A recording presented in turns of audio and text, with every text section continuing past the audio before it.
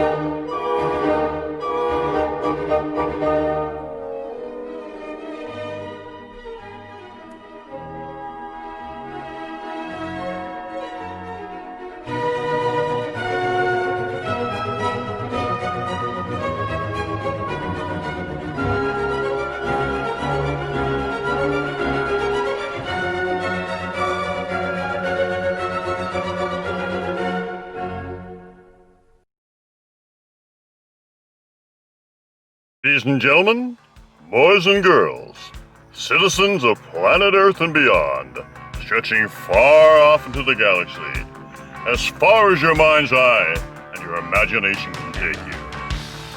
Welcome to the Pork and Bean Show, starring Pork Cunningham and Frank Oliver Beans.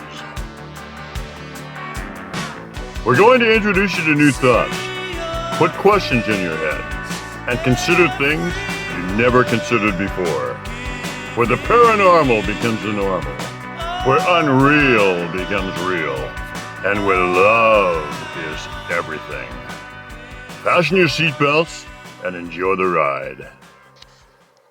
6, 5, 4, 3, 2, 1, 0.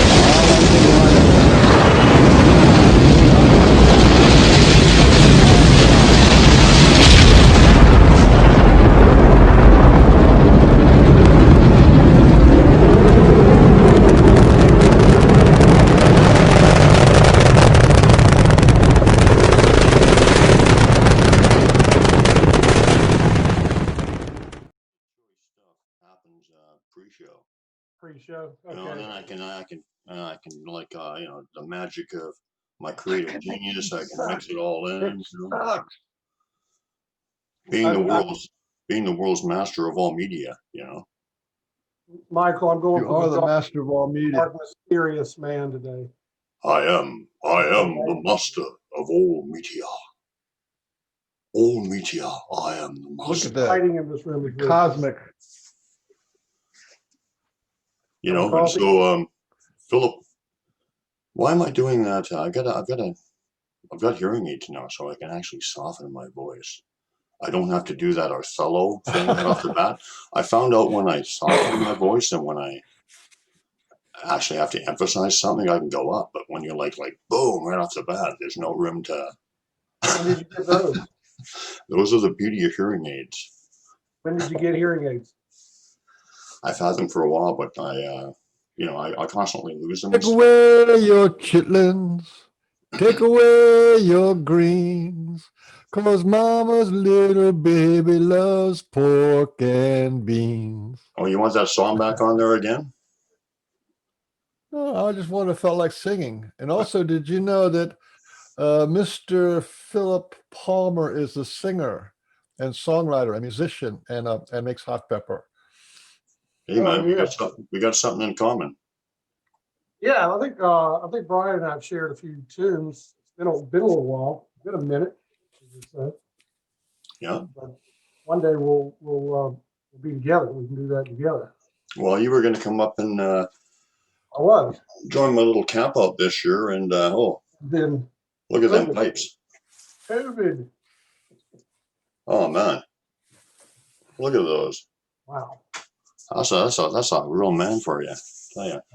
Yeah, you were going to come up and I was so looking forward to that. Just from the videos I've watched of I mean, there's something different about the way they act or interact here to me in the Southeast than what you've got going on there. Unless it's you and not them, but there's so much more timid here. There's so much more unwilling to just immediately connect. I mean, they do. I get like those glyphs that you find, the stick glyphs. I now get them in my yard sometimes. No, let's, we're not recording on Zoom yet, so this is really good stuff. Maybe we should. I mean, we're recording on Zoom, but we're not recording on Facebook yet. I want to really get into that because that's a real interesting topic. I want to get in. Let's get down with the real Let's truth get down of to the business at Sasquatch. hand. Why it is And that walk we the don't get our sacred land. satisfaction. Where the Sasquatch people go, and where Mr. Beans will flow. That didn't make any sense, but I guess beans can flow. It rhymed. That's I all. ain't kinda got no satisfaction. It rhymed. Oh, I like that. I ain't get no squatch satisfaction. Watch reaction. Squatch reaction, but I tried. Hey, you should do a cover of that, Philip Palmer. I do have a I can't version get of no that squatch recorded. reaction in the style of the Rolling Stones. This is the dark version of Philip Palmer. Yeah, He's out I in know. space. Like you Why look like did you you- look like a Sith Lord. Yeah, there you go. There you And now, go. ladies and gentlemen, introducing little from harsh. outer space and the cosmos and the great beyond, That's too harsh. the legendary Before was just Philip right. Yeah, Pope. there's not much I can do. I put candles down here to kind of Well, illuminate that's my face. okay. That's good the way it is there. I don't want to scare anybody anyway. You know, I was getting some really weird, well, I always get really weird thoughts, but I was thinking one day we should do the show in different accents. Oh, I like putting on fake accents. No, I love like, oh, hello, Mr. Baines. This is the Pork and Baines show, and I'm here with Frank Oliver Baines, and whatever. That sounds good. I was Yeah. listening to a podcast that's based in Australia. So it's all about Yowie. And they kept asking this woman questions that she didn't have the answer to which she would say, I don't know him. And I started irritating all my family members. Every time they'd say, I don't know, I'd say, no, you mean you're going noi. Because that's what they sound like when they talk. They have these always in their word. They're going noi. And it made me realize how much we say, I don't know. We say it all the time because I started doing, I don't know. It's kind of hard to Take get the away full your Australian New Zealand. chitlins. Take away your greens, cause mama's little baby Baby loves loves pork pork and and beans. Yeah, pork I and beans. In the can, pork and beans. And In the which one is pan. pork and which one is beans? I'm beans. Okay. Yeah, You're the vegan and you're the carnivore. anyway, you know what? I think I found my platonic soulmate here in Philip Palmer because I think that him and I've always wanted to meet somebody who I could just go into a character, like how that improvisation, those comedy things where they just play off each other. Yeah. I've always wanted to just do like, oh, hello, Philip. How is the buggy today? Has the wheel been fixed? And then we just go on and on and on. Beautifully. What's that? Everything's been going beautifully. Swimming. Oh, lovely, because the markets, whatever. But that's a boring subject. But you know what I mean, though, right? Yeah. Yeah. I think think even in restaurants. What's that? I'd pull that kind of stuff in restaurants. I'd go in, just totally go into some other character they don't know. Okay, you start off. Let's do it. Let's start. No, I said you start off with a character. Oh. Who's on first? Character. Who's on first? What's that? Who's on first?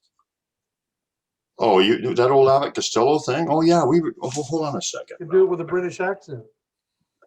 Yeah, but I don't know. I can't remember the it's who and what. No, we have to make up our own stuff. But Beans and I were doing an Abbott Costello thing, but it was kind of like that. Every word we played off. You know how you whatever. It was strained. It was strained. Okay, so something like so Oliver, Dorothy's been rather ill lately. What's been going on with her? I've been noticing some psychosis, I perhaps. think she's also got the COVID-19. Beg your pardon? She's got the COVID-19. Oh It no. brings about psychosis. That's one Oh of no, the. is it the real one? Or is I it... got some news. The whole United States and the world is crashing down to oblivion, and But anyway, that's just a little news. What do you mean? Huh? Societal meltdown? Societal meltdown, economic meltdown, spiritual meltdown, cow meltdown. Change is in the air. I mean, like big time. It feels universal to me. You know, I'm sure things will get uglier before they get better, but change is just happening, you know? Supposedly Trump pulled the trigger on his whatever that thing is he does. It's just they got names for it where you bring in troops and stuff. And then what's his name? But Mr. Biden's not going to be a president anymore. Well, I don't know. I don't know either. You know what? All I know is that my girlfriend's a U.S. citizen, and I hate politics. I never really paid any attention to any. I think it's a broken system. I think it's just kids in a sandbox behave better. It's horrible. Yeah, I totally agree. But I did get involved in this one because I thought, well, there was really something. Two big polarized sides going on, and and whatever. I think the truth is probably in the gray somewhere, but still, there's a lot going on. And so I got my emotions and I put my energy into it, and I was in a place I did not want to be. So I walked off into the woods about maybe 6 weeks ago, and I said to my gang out there, I said, "Hey, look, you gotta set me straight. I've got all my energy going into this negativity. It's all negative." Yeah. And you start thinking about that stuff. It's all fear, negative, all these and judgments and all this stupid stuff. And I said, help me out. And ever since then, because they taught me about fear, whatever, took away fear in that state where that love vibration state or whatever. So I know what that's like. So they put that back again. And I just like it. I'm not scared of it. Whatever happens, I'm good with. Yeah, I feel like I'm getting. I'm in a very good place, and I'm not, whatever.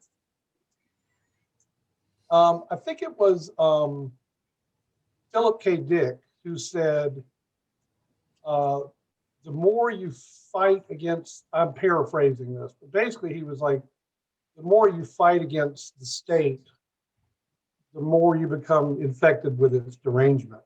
Right. It's like you give it more power, It doesn't true. Because it's all fear based. You're giving your power to all these different negativities based on fear and control, and you just don't do it. I don't do it. When I'm at my best, I don't do it. The light of the eternal Creator is falling down on us, and it's going to take away all the darkness. It took away your hair too. Took away your hairline. I just wanted to point that out. In case you didn't, well, the front part sadly lacking. You're follically challenged on front. Hey, the Mr. reason I Bean. grew my hair long was because I thought I was going bald. I thought it was going bald there, but and then it didn't end up going bald. It just went it's doing this. You're getting the widow's peak thing, which is kind of cool, especially if you cut it and kind of went for the vampire look. Yeah, I'm kind of going to go for the deranged homeless person. Okay. Yeah. You actually got that down good. I had no practice. No, look. You don't even have to really even change much. But when you put that face on, it's like you're really selling it. There's a surprising high number of people who are a surprising number of high people. Yeah, there is who are crazy and living on the street that actually like carry on these conversations with God. Like you can like they're always like talking about God's talking to them, and then you try to say something to them, they go, "I'm talking to God right now." It's interesting. Hey man, you are really looking homeless and deranged today. I mean, you are really, I was talking about acting and whatever, and this guy's taking it up a notch. This is like the Yeah, Othello. we This got, is we like got to, we this got to is like the practice. Michelangelo of homeless acting. Look at that. Look at the He's kind of got like the homeless Jesus thing going on. homeless Jesus. Yeah, homeless Jesus. Jesus was homeless anyway, wasn't he? He just Jesus. walked around all the time. He didn't have many. He didn't have good shoes. I know he didn't have good footwear, and I'm not making fun of Jesus. Jesus is all right with me, man. The Christ. And the birds. That's right. Jesus is just all right with me, and he's all right with the birds.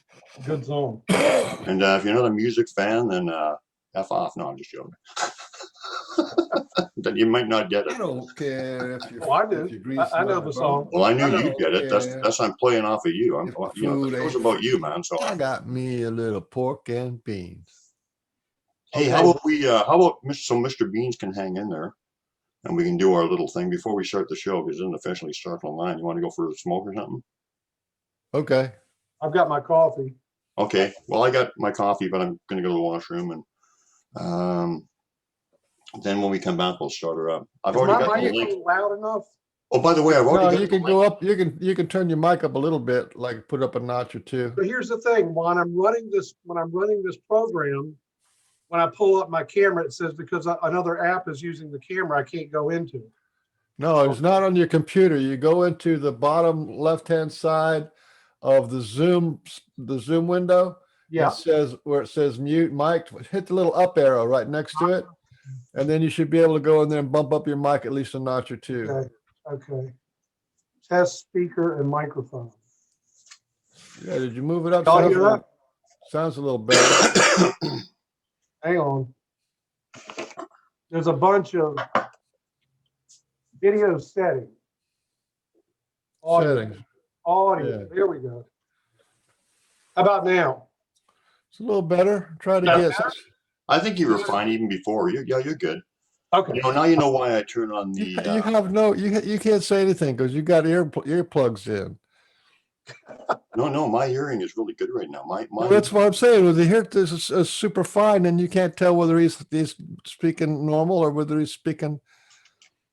I'm not speaking about you. I'm speaking about Philip Pope Palmer. I know I can't tell when you're In relationship to how he sounds to you, but you're not normal. You're He's what do you call bionic. it? The augmented human. You have augmented human hearing. Bionic ears. Bionic. He's got AI. Da, da, da. Is that the right? Da, da. Yeah, that's right. That's what the $6 million man. How's that one go again? Ryan Bland, the $6 million. I don't like the $6 million man because he had a fight with Sasquatch. He did. That's true. I didn't like that. Yeah, that's true. I didn't like that. Well, how could you? That's not a pork and beans approved activity. No. Take away your chitlins. Take away. Okay. Anyway, we'll take our little break. Why don't you sing for us while I Strangers in the night. exchanging lines. I switched that lyric right there to strangers in the night exchanging gunfire. Oh. But I'm still working for the rhyme on that next line. You might be able to help me with that. Strangers in the night, exchanging gunfire, strangers in the night.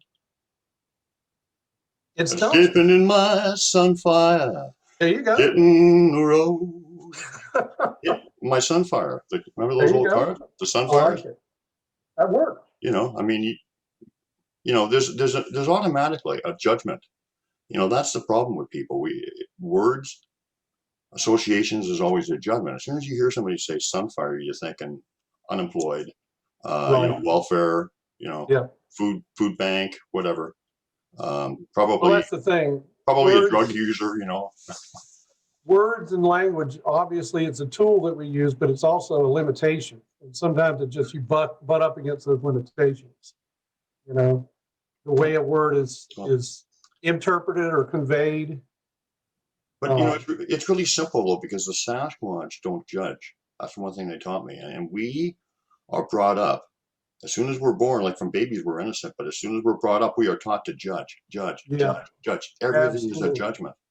Yeah, because we're buying into the separation. We're living in this thing called duality, which is really in some level an illusion. And because I have to tell you where to go to get to my house on Vernonburg Road, that's a separation right there, and it's a practical one. But we started buying into the idea that everything is separate and not connected, and that's why we constantly go on judging and comparing, not realizing you're just judging another aspect of yourself. You know. Well said. Yeah. Well, I mean, I've said it the same way too, but I like it. I like that you. Very, very well said. Yeah. And it's You true. know. Yeah. I mean, if the Sasquatch gave you that knowing, the same thought and like a general knowing of exactly the words that you said, like how can you judge something that's part of yourself? Right. It's like looking at the leaves on a tree and imagine one of them nudging the other one. I don't like that leaf down there. You know, he's got brown spots on him.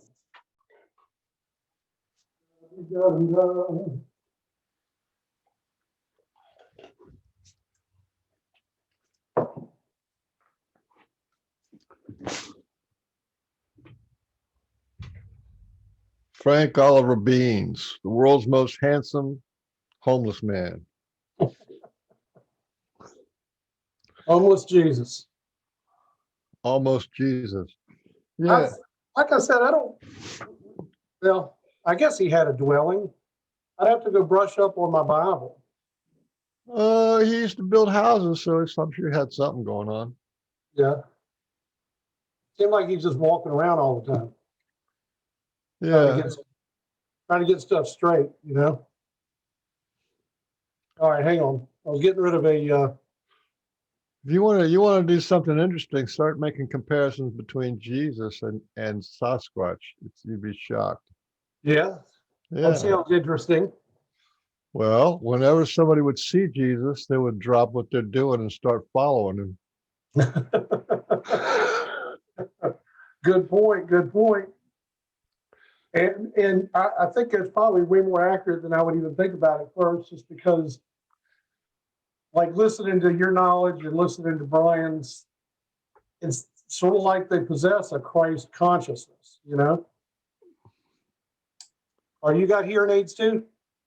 No, this is a Q-tip. Hey guys. The voice of reason. Hey guys, can you? The voice of reason. Sorry about the phone. Hopefully that'll work. I'm gonna shut my phone off. Hey, oh, you got a phone going on? Sorry, right back up. Oh. Yeah. Here's my phone.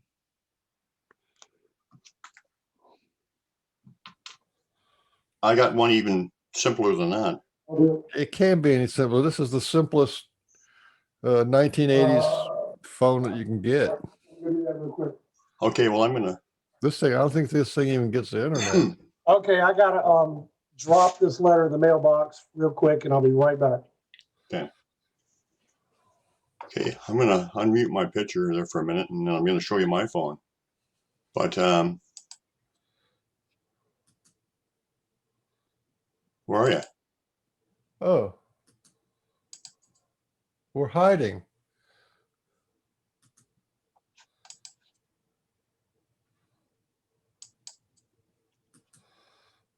Virtual. I'm going virtual.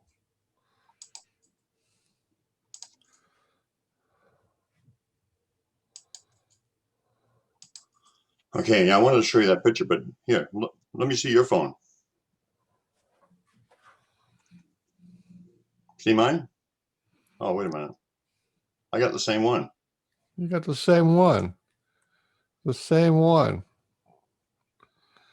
Ooh, ooh.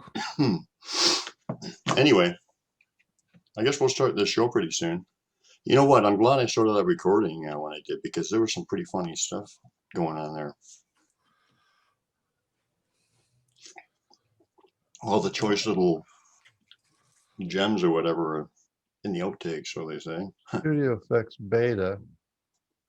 That's the beta. I don't know if I want to do that. Virtual backgrounds. Hey, what do you think of Oh, there's the video filter. There's the Yeah. I want an audience. There you go. This is all my fans. All right. Here I is. So how far into that looking through the eyes of Sasquatch did you get there, Philip? I got about 6 minutes in before you and I. Oh, It was okay. about 18 minutes total, right? So you get the part where he was crying? I didn't see that. I did see some really cool landscape, forest and streams, and then some stick glyphs. No, there is one part where I did. Every time I see it, I just started crying because it was one that they left at my house, and it was just so obvious and just beautiful, whatever. And, Yeah. I don't know. Maybe there was an energy. Just the energy was every time I seen that, it's just like. Ooh. But anyway, I'm enjoying that, and it's looking through the eyes of the Sasquatch. I'm going to do a bunch of them. I'm going to just like make a whole Make a new series. series of. I'm going to do about 3 or 4 on glyphs, and I'll get into some, other stuff. And I don't understand why I'm not famous. because you do have some people can't stand the comparisons. People pale by comparison, and they get pissed off. So they try to. Could be. You've got Look at all my fans. I got my own virtual fans. You're pretty famous on Facebook, right? They're waiting for my every word, hanging on my, Hey, you're famous on the Pork and Bean show. You're like, Mr. Beans. Yeah, he's the most popular for sure. Gets all the comments. I'm just the guy who interrupts everybody. Oh, Brian, let's do some business. Let's get this. I want you to promote your video thing on YouTube, your channel, and try to get the name of it right this time. Hang on a second. Why don't we start the Pork and Bean show, because we're like ready to go. So then I know what I'm reminding you. Do every hour on the hour. For once at the beginning, once at 1 hour, once at 3 hours, once at 2 hours, and once at the end. That's 5 times. Tell people, go and like my YouTube channel and subscribe, and whatever. What is the name of my YouTube channel again? Pork and Beans, and that's what I'm saying. You put it all on my shoulders to promote. See, because you changed it. You combined the two of them. And then when I try to promote it, it doesn't sound right, because I say, go to Brian's channel for Pork and Beans and something Sasquatch. Okay, hey, hold on a second. Let me get the show going on YouTube. Okay. Fingers crossed, and give it a little bit of time. Yeah, on Facebook, I mean. So I couldn't get it to. It was like 4 tries for me to get on, because the connection was so wacky wonky. The hell is that?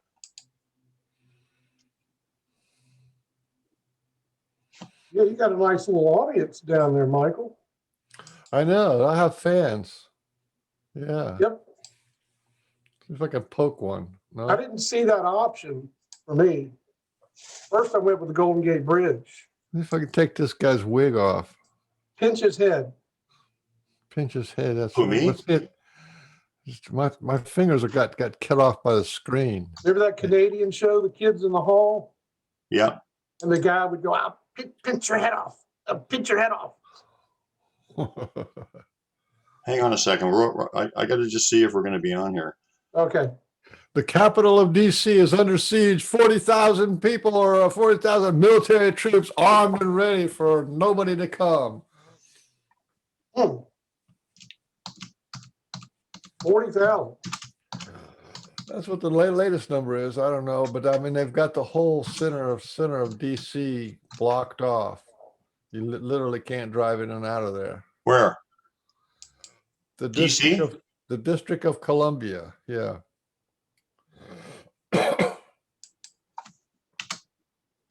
Well, I wouldn't want to be there then. No, nobody quite can. The light bulb hasn't come on that the fall of the cabal, the fall of the cabal, the fall of the cabal. I think that was a video. Huh? I think that was a video title. think it'd make a good musical. Yep. Well, we can write that together there, Philip. Yep. The Fall of the Cabal. I've written a musical before. We'll write one. We'll Brian and I collaborate. were working on a rewriting of Strangers in the Night. Exchanging glances, strangers in the night. Hey, baby, Springtime what other for chances? Hitler in Germany. One of those kind of things. You know. Okay, we should be going live on Facebook. We're recording live over here. You say it's on Facebook, and It now I should be believe going you. live any minute. Pork and Beans is live now, and Pork and Beans show SASQUATCH something or other.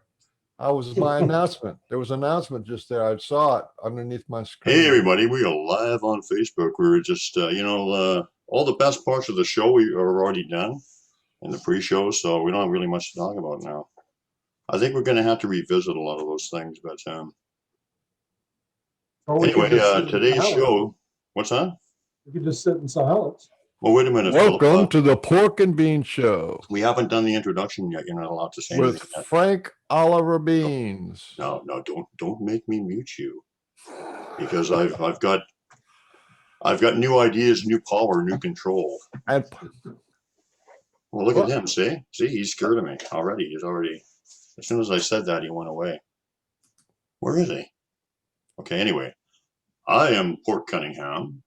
I'm here with my distinguished, honorable co-host, Frank Oliver Beans, who incidentally is the world's handsomest man. the most handsomest homeless man.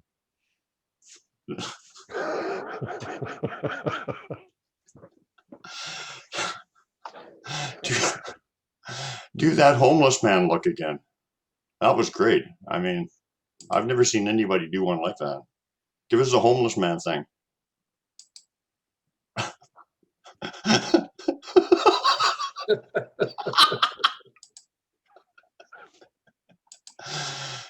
That's ridiculously good. Yeah, effortless. That's Effortless. definitely like I'm a natural. that's like homeless with a little bit of Charles Manson in there. Like just a little bit of evil, you know. Yeah, you can't be, if you're going to be homeless, you can't be rational and material. You have to be a little bit wacky. No, but they're generally can be harmless and whatever and good natured, and that's quite often why they end up homeless. Good-natured. But when you have that little bit of evil in there, that Charlie Manson bit you through in there as well, gave it a dangerous element for me anyway. So here's my thing. When I see, we got to do the intro. I'll shut up. No, that's okay. This is the Pork and Bean Show, and we're here with our guest, Philip Palmer from Georgia, right? So we're in Georgia, right here with Michael. Georgia. Yeah, we're close by. Georgia. I got Georgia on my mind.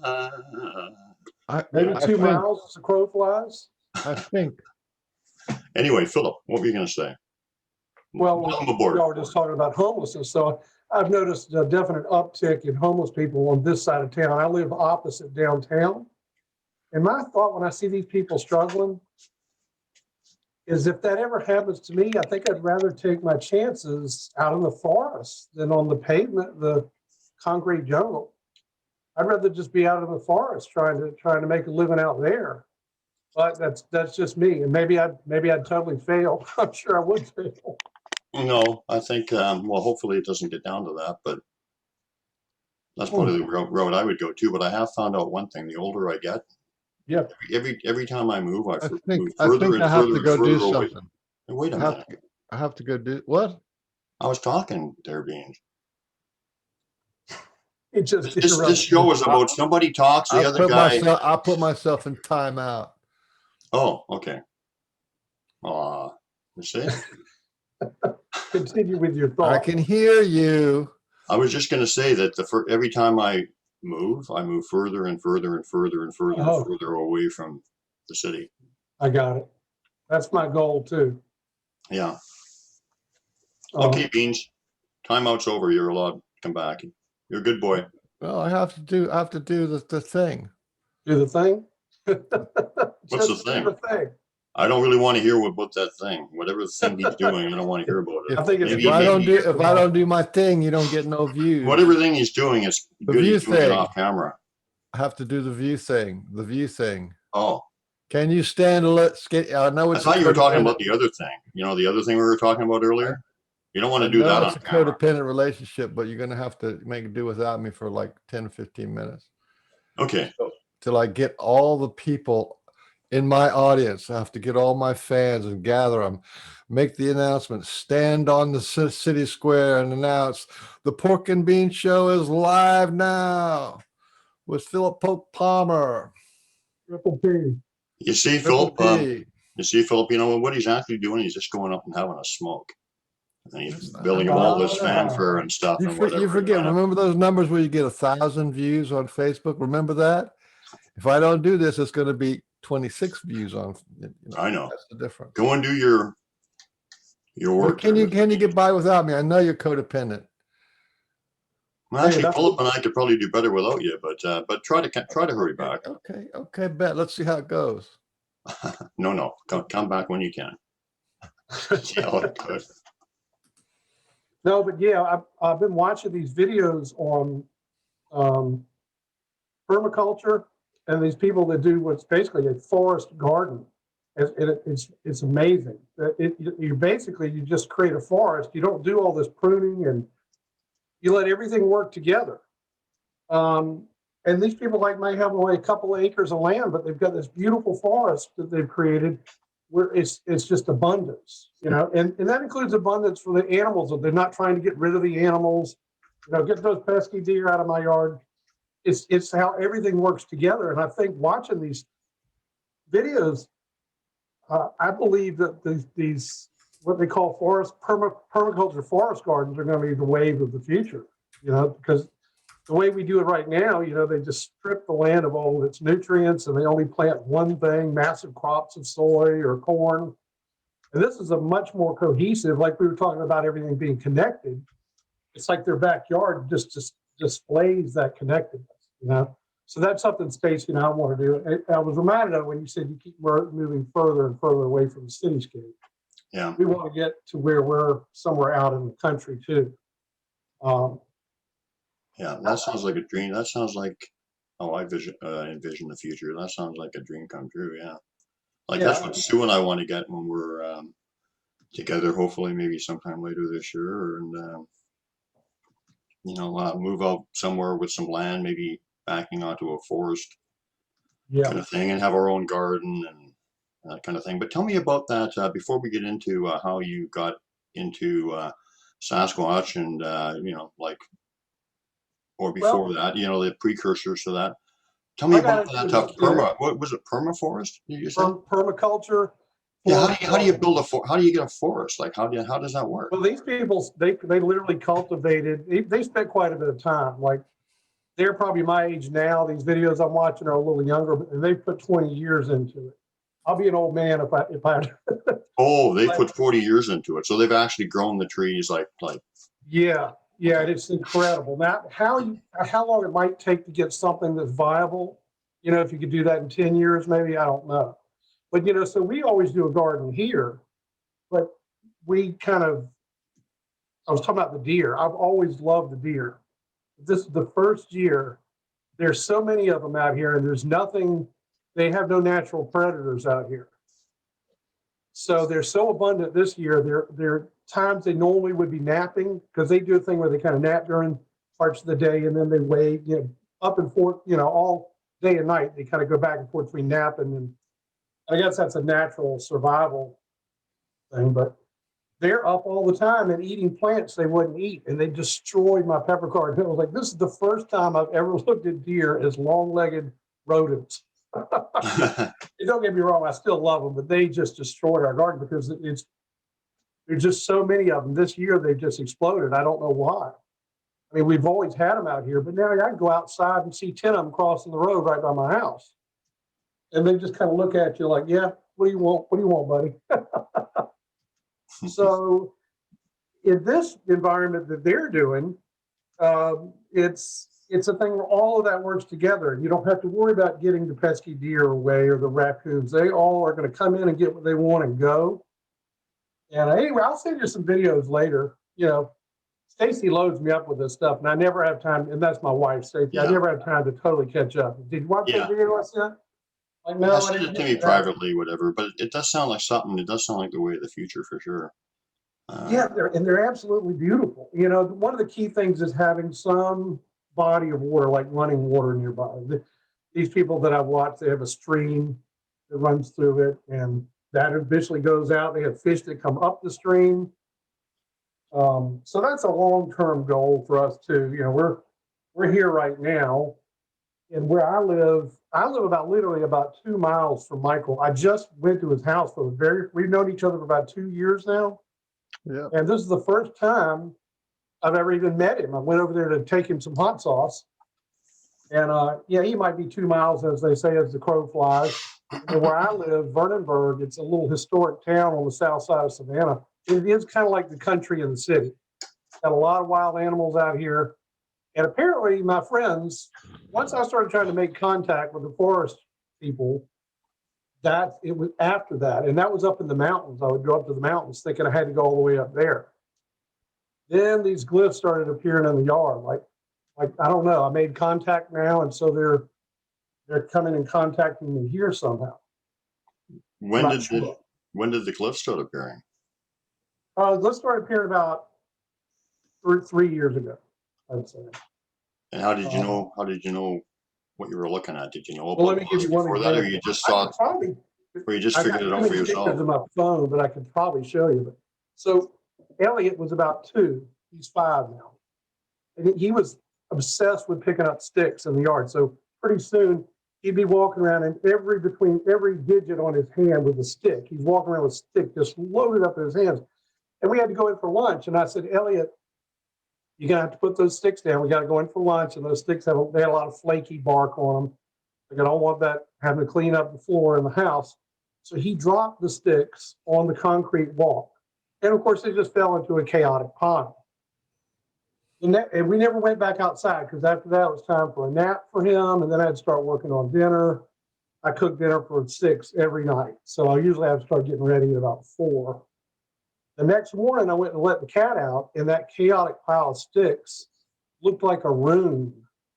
Somebody pointed out it looks like a runic version of a dragonfly.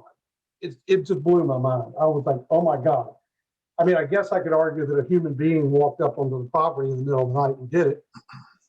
But then they started appearing. What's that? Do you know how to screen share? I doubt it. Oh, okay. Well, then don't worry about it. If you don't know, no, because I had to take a 2-month course to do it. So. Oh, no. Told you. Apparently, some people can do it just immediately. I just wondered if you knew it, because I could give you that option if you wanted to show us the picture. But that's fine. Go ahead. I'll text you some later or email them to you, just so you get, because I've seen a lot of yours, and some of them remind me of. I do see things that don't, I mean, I know there's the common stuff, the triangles and the X's and all, but they do some crazy stuff. I've seen things that look like representations of birds. I got a Celtic cross in the backyard. Oh yeah. And I was like, oh my God, this is actually happening. It was really blowing me away. It was like I was telling my friend Jill the first time I was in a cabin and they started banging, slapping the sides of the walls. I'd already read reports and heard about people saying that usually I guess it's the juveniles are just kind of acting up or being naughty or whatever. And then we're in this cabin up in the North Georgia mountains, and bam, hitting the wall. I'd made contact with them with a glyph. And then every night smacking the walls of the cabin. And I was taken aback a little. I was like, this is what those people were talking about, Yeah. So those kind of things, it's when it hits you like that, you're like, this is crazy. This is real. Or at least it's as real as I am. I don't even know if I'm real. We go down that rabbit hole if you want, but they appear to be as real as I appear to be, And I made contact with them, and for some reason, that stuck. Now, there's been a little lull in the activity here lately, last couple of months, and maybe they don't feel like they need to contact me as much right now. I don't know. You're much more experienced in all this, so I'm still really open to people's interpretations about, you know, what is being said, what is being communicated. But they do, when I go to, they're different in the mountains here than I'm on flatland. We're on the coast. 5 hours away in the mountains, they remind me a little more of the kind like you have on the West Coast. They're a little more bravado, a little more willingness to open up and interact, and they're way more. I don't even know when I say they, I don't even know if I'm talking about these groups travel up and down my state. Do they commute? They've done things to me that show me they have these telekinetic powers and other types of abilities. Like one of the craziest things, if you want me to tell you a quick story about that trip up to the mountains, I had a Droid phone, and I also had an old iPhone. The only reason I brought the iPhone up is because I brought my guitar and I had GarageBand in it. And if I had any ideas, I would just be able to record them. I didn't use the iPhone for pictures or for phone calls or texting at all. So I'm documenting everything that's going on up there, you know, with the Droid. I'm taking videos. We're doing glyph exchanges. They're changing my glyphs into other glyphs, sometimes within 10, 15 minutes. Like we went on a walk, come back, and glyphs already changed. We were having tree knocks. And for whatever reason, my dog was he loves the forest, or he did. He's gone now, but he was terrified to go outside at night. I think that smacking the cabin stuff kind of, but I didn't feel that sense of, to me, they were just being playing. But here's the thing. The grill was on the back porch, which is facing the forest. And one night I left my phone on the grill. And the next morning I was looking to check something somebody was supposed to send me from back here in Savannah. I was like, where's my phone? I was like, oh yeah, it's back on the grill. Well, I go outside, there's no phone. I start looking all up under the porch. I look around the grill. Stacy and I combed the whole house just to make sure. Then I noticed the grill brush was gone. And that grill brush was so nasty, I never would have brought it in the house at all. They needed to change out the grill brush, the people who rent these cabins.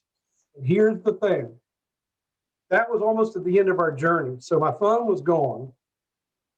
I think they took the phone. But here's the weirdest part. All those pictures and all that stuff, I never took that phone home with me because I never found it. Those pictures are loaded into my computer. How did they get there? I double checked my iPhone to make sure I started taking pictures. I thought, well, maybe I took pictures with the iPhone. I don't remember.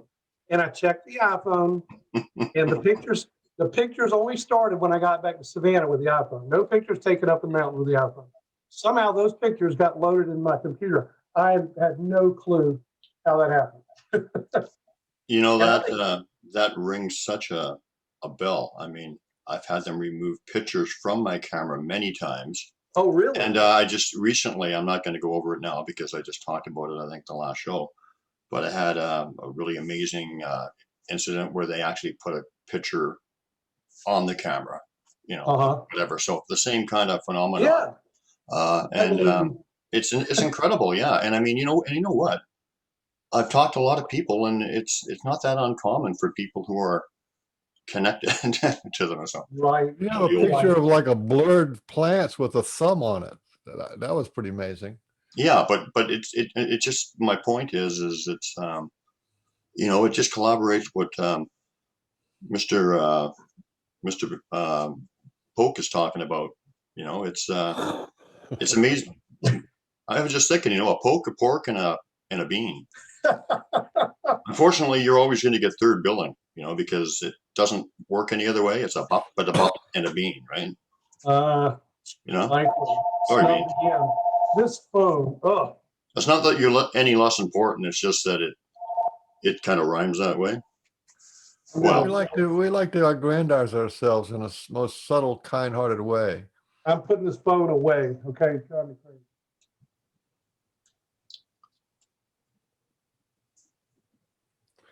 Well, that was a nice show. I was like, you know, we got 20 minutes in. That's my brother Jimmy trying to get me the other. Hey, just turn that sucker off. Yeah, let me get the volume on this thing. I probably can't even operate it. We're so popular, they can't believe you're on the Pork and Bean Show, you see. That's what it is. Hey, you're on the Pork and Bean Show. Yay! You're one of those selfless servants that everybody goes to you for handouts. There we go. Phone There we unplugged. Okay, so where were we? So Where were we? Oh, just all that craziness. One of the things we came upon. We were all on a walk, my son, my wife, and the dog, and we came. I saw all these bees flying in the air, and I looked down, and they're coming from out of the ground.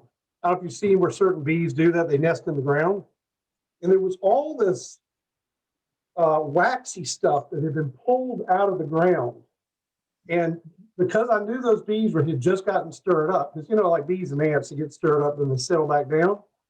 We had just come upon something happening.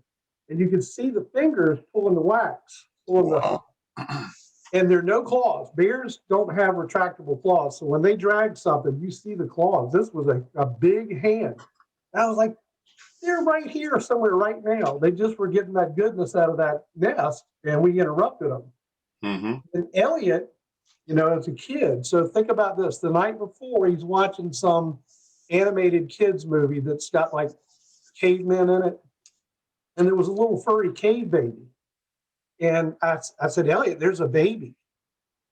And when we were on that walk, right after we saw that thing with the bees, Elliot, he was strapped to my back. He pointed to the woods and he said, baby. And I said, what are you looking at? And I said, do you see a baby? And he said, yeah. But I mean, I never saw it. But it was right where I got that energy, that feeling that they were nearby watching. And we just kind of interrupted their little foray into the delicious treats that the bees had. But I've got that picture on the computer. I'll send that to you later. So where are you with Glyphs right now? What are they? Do they talking to the wife? Another household member, yeah. Oh no, that's fine. We're good. We need a little chaos on this show, otherwise it doesn't. It's not the pork and bean show. But so where are you with Glyphs right now? What I mean, they're that like I said, rings a bell once again because they've changed Glyphs right in front of my eyes, right, before me. But what you were talking about, walking up the path and coming back, and they're changed or gone or or whatever. But what do you think they're trying to do with them? What are they trying to show you? What are they trying to teach you? I don't know. I really don't. All I do is I see it as some type of, I'm sure for them, there's some meaning they may be conveying, but there's clearly an artistic mindset, And one of the things I've thought about as far as like the bigger stuff, the big tree structures, and it seems to me once again on the West Coast and North, y'all get stuff on a much bigger scale than we do down here in the pine forests. Maybe it's just because y'all have bigger trees out there. I don't know. But when you think about it, like the guy in Colorado who Mark something, he's got what's called Colorado Bigfoot. And he has video of, like a 70-foot tree that's been ripped out of the ground and is then woven between standing trees, threading the needle. The amount of the physical strength that would take, to me, even surpasses, or let's say, size-wise, one of these guys is like 3 times the size of a gorilla. It still seems like what should be the physical strength, it seems to surpass that to me. Like, I wonder if they're doing this with telekinesis. Yeah. They're not actually using the manual. So that means, like with your little glyphs, yeah, they could probably change it right in front of you, and they're not even having to physically bring themselves in. Well, that's an interesting point because excuse me. Like the pyramids or whatever, there's the theories about them. But you remember that guy, was it Coral Castle in Florida? Yes. People saw him elevating and moving these huge rocks or whatever around a few times, like doing some, what? No? False beans? False. Okay, well then what? Okay. Why is it false? That was guys with side road retraction, What was he doing then? How did he do it? He had some black laborers. Look, I used to live right on that highway there, right? That was like the main highway. I go by there all the time. I actually went to the place where he bought the rocks and stuff. So, it was an attraction, and it was so there's all it was a bunch of rocks. So he decided to make this little mystery thing about it, about levitation and all that kind of stuff. But everybody believes it, so you know. Well, I did. Just ruined my Yeah. whole thing. You just destroyed his plan. Thanks for that update.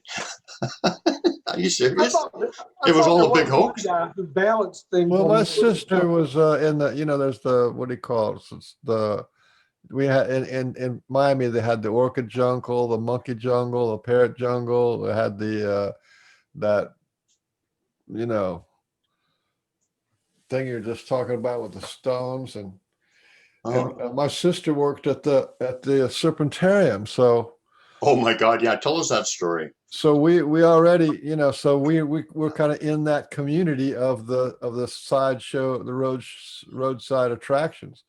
And that's why we knew that it was a hoax, because that, you know, because thing used to be like 5 miles away. And when they put the US-1 in there, he decided he'd move it right to US-1. It's a hoax. Oh, listen, Sam Chandler says Triple P. Hey, Sam. Come Hey, on on, Sam. Sam. Come on on and say hello. I might send Sam a link. And this Send some guy named Sam Michael, the some link. guy named Michael something said, what is this? Let me look at it. He says, Mr. Beans is so handsome for a homeless man. Mr. Beans is the world's handsomest homeless man. Homeless Give us Jesus now, give us your homeless poster Jesus. boy look again. Yeah. No, give us that.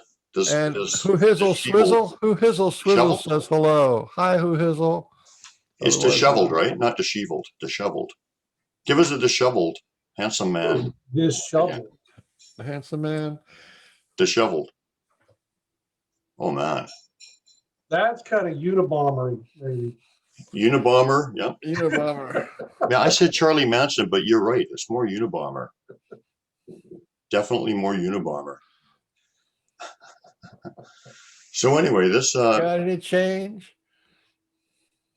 Now I before think this show gets too far off the rails, which is actually where we actually want to head, but why don't we try to reel it back in a little bit and ask Philip, when did you first start realizing you were different, or something, okay. other people's reality was not your reality, or whatever? When did things start opening up for you? And I'll tell you why. So I'll tell you what partly led to it. So, you know, people have their tendencies, right? And then maybe the environmental factors either pull those tendencies out or repress them, depending on, you know, that's the same thing with your health. You may have your family may have an inherited tendency towards heart disease, and you're sitting there eating, you know, strudel all the time. Because we now know sugar is way more the bad guy than fats, you know.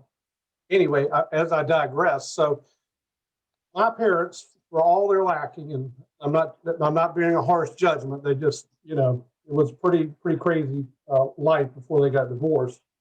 But for some reason, they started buying me books on the macabre when I was really young, like 7 and 8 years old. I had all these books that had things to do with ghosts and aliens and spontaneous human combustion and Sasquatch and all that stuff. And I was just digging in, you know, immediately. And I remember we went to a movie, and if I'm correct, I think this movie was a Robert Redford movie. What was it? The Great Waldo Pepper. And back then, a lot of times they would do film shorts instead of just bombarding you with trailers like they do now, 30 minutes of super loud trailers. They would give you film shorts, like remember the cartoon Mr. Magoo? And this was a short on Sasquatch, like a 15-minute movie. And it had the Patterson footage on it, and it had some recordings. Now, I won't remember what the recordings were, but they were like howls and screams. And I was just gripped. And I remember my immediate thought, because the whole film was centered around the Northwest. But I thought, well, Georgia has mountains. I wonder if Georgia's got Sasquatch. And so I was really into it. But then eventually, as I got older and became a teenager and got into teenager things, it fell out with me. Then I started camping in my 20s. I'd get a bunch of guys and go do the whole male bonding thing down at Okefenokee Swamp. And we'd go camp and grill and canoe and all that. And I had something occur there that snapped me back into it momentarily. I was about 26 years old and kind of altered my reality pretty greatly. Like suddenly you go from believing or disbelieving something to knowing it. And it just totally alters your your whole view of reality. Like, this is something that just presented itself to me. I didn't ask for it, but I stuffed it down because I didn't know what to do with it. So then fast forward like 2008, and I just started getting back into the subject. And then I had a trip in 2013 to North Georgia mountains. As I said, I visit that place a lot. Same thing with North Carolina. And that's what got me into it. And so it's, we were talking about the whole conspiracy thing earlier, or the whole thing with the chaos and politics. Sasquatch kind of provides a lot of that mystery, but it's fun. It's not something that's going to draw you out and make you feel anxious, like talking about politics. It's something that is so engaging for me. To know these beings are there with us. Most people still, I'm sure, as with you and Michael, people are like, oh, that's that guy that I've even had that thrown at me before. Oh, you're that guy that believes in Sasquatch. And you don't even care, right? Most people think it's a joke.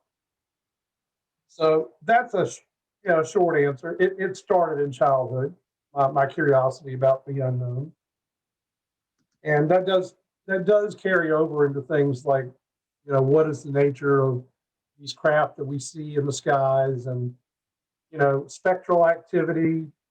I've definitely seen a few what you would call UFOs, and I've definitely had a few things that I believe are some type of spectral activity occur in the houses I've lived in over the years, but I can't say what it is. And I haven't delved into it as much as the subject we're talking about today. I think because of their humanness, they're different than us on one hand, but they're also, when you look at them, it's like, that's that connection, that humanness, I think it's also what takes people back and scares them. The people that really fall into the fear thing is they're looking at this massive, powerful being, and they also are looking at what seems human. And to them, that's much more scary, I guess, than to me. I'd much rather be in their presence than a grizzly bear, So that's it. And the thing that stuck with me the most is the communication somehow through these glyphs, even though I don't know what's being communicated. And I don't even know what I'm communicating. I just make up creative glyphs. And sometimes they get altered, and sometimes they get left alone. That one trip in 2017, we walked away with the dog and the kid, and we put one right near the house, and we came back, and it looked like the pi symbol. And we had made a triangle with some other weird stuff on it. That was noon, broad daylight. So that area, and this is in an area called it's outside of LJ, Georgia. It is so active up there. It reminds me of the area you are, because like I said, it's either your connection to them or something, but it's a much higher activity going on.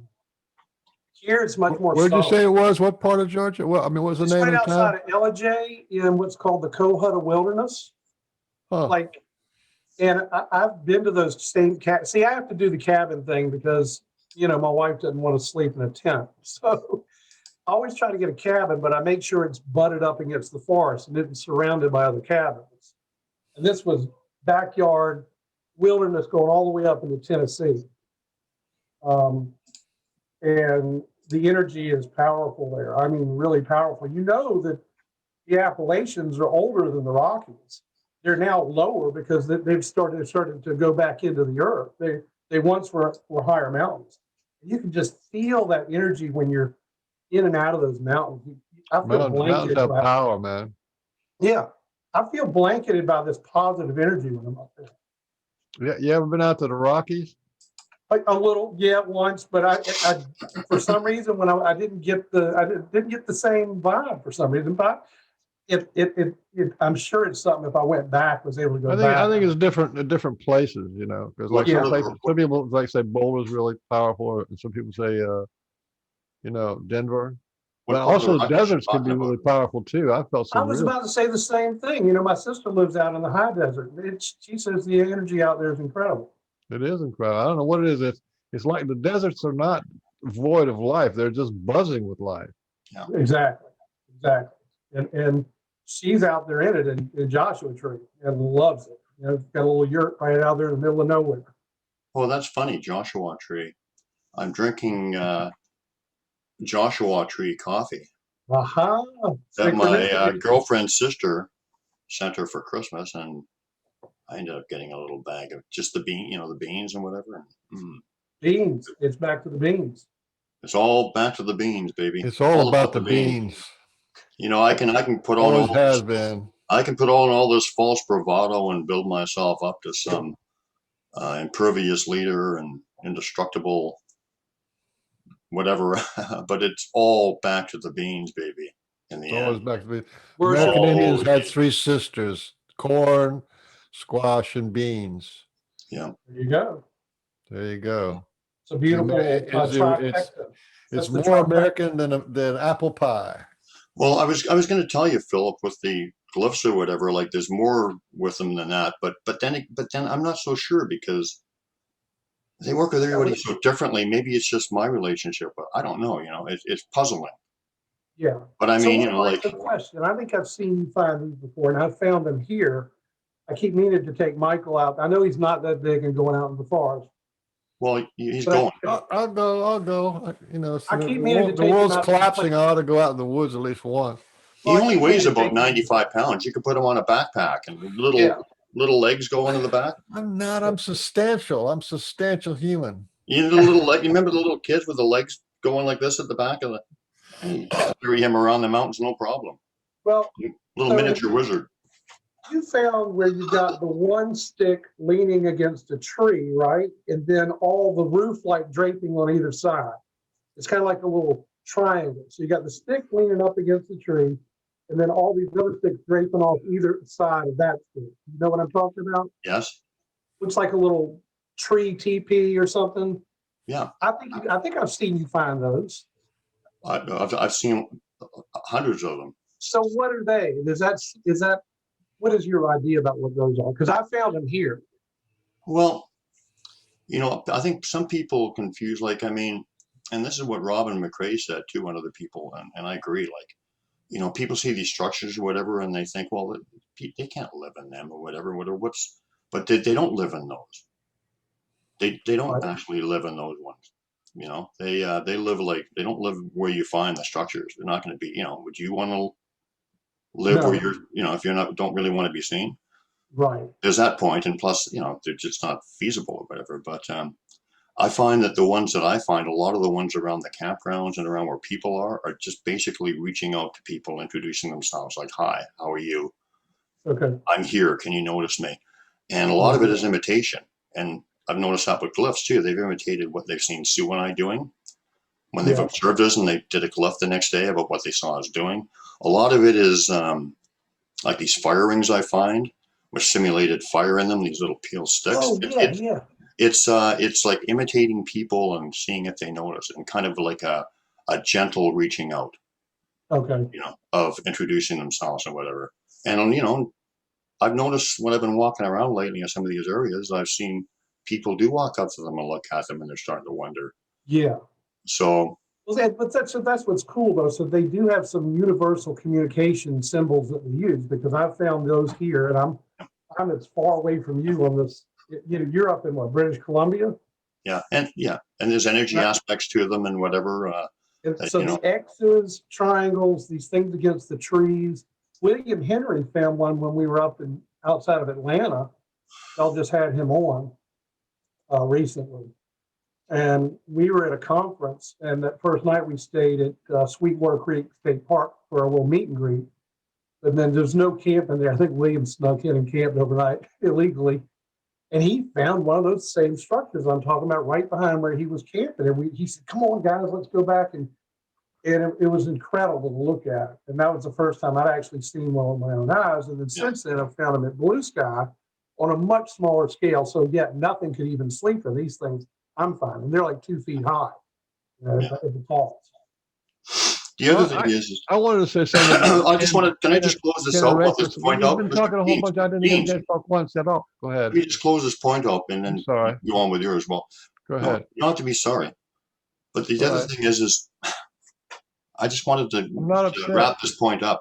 The thing is like, like I said, the high energy of people and kids and whatever having fun. Like a Sasquatch exists on a higher energy than us. I mean, like I know what it is. That's the energy of love and no vibration. And it's of innocence, fun, singing, all that kind of stuff is approaching that. So so people get confused, like they say, why are they doing these around campgrounds as kids or whatever? Well, there's more ways than I can even describe, ways that I know that it's not. Sometimes, okay, sure, sometimes they do, but it's not kids in the majority of the time. But the thing is that they're attracted to that high energy of the children, the fun, the family, the connection, Yeah. and reaching out. There's a lot of different elements to it, and they're imitating us, like whatever. Well, I was in a lengthy conversation with an old friend yesterday, who lives out in California, and I had met her through this subject like about 8 years ago. We hadn't talked in a while, so we had a really lengthy conversation. And she said, because she gets these messages from them, that they seek communion with us. And I thought about, so when I went to that conference October a year ago, which was outside of Atlanta, I had to kind of zip through Atlanta to get there because I was running late, needed to get my room. But on the way back home, I decided to just take these roads through Atlanta. If you look at Atlanta on Google, it's not as big as LA, but it's big and it's just concrete. But the thing is, it's interlaced with little green spaces right there in the city. And driving through, I could just feel it. Like what I felt was Atlanta grew up from a little place that just built up and built up. And these beings said, well, you know what? We're going to stay here. We're going to be in those green spaces because we're around y'all. And this is right up into the city, They didn't have to go because obviously they have the skill set to remain hidden if they need to. And they also want to be near, Yeah. So yeah, you can find them in parks and their sign and what they're doing. The energy, it was weird. The energy going through those areas in Atlanta was amazing.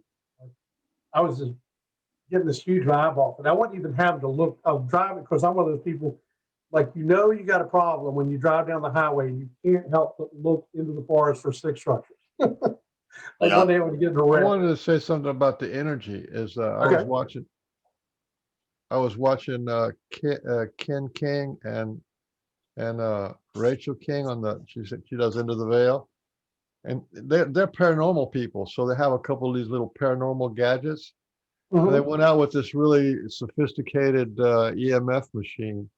And they also had like one of those voice things that you can listen to ghosts, and actually, a couple of times they got the Sasquatch could actually talk to them through that EMF. They could ask questions. I thought that was really good.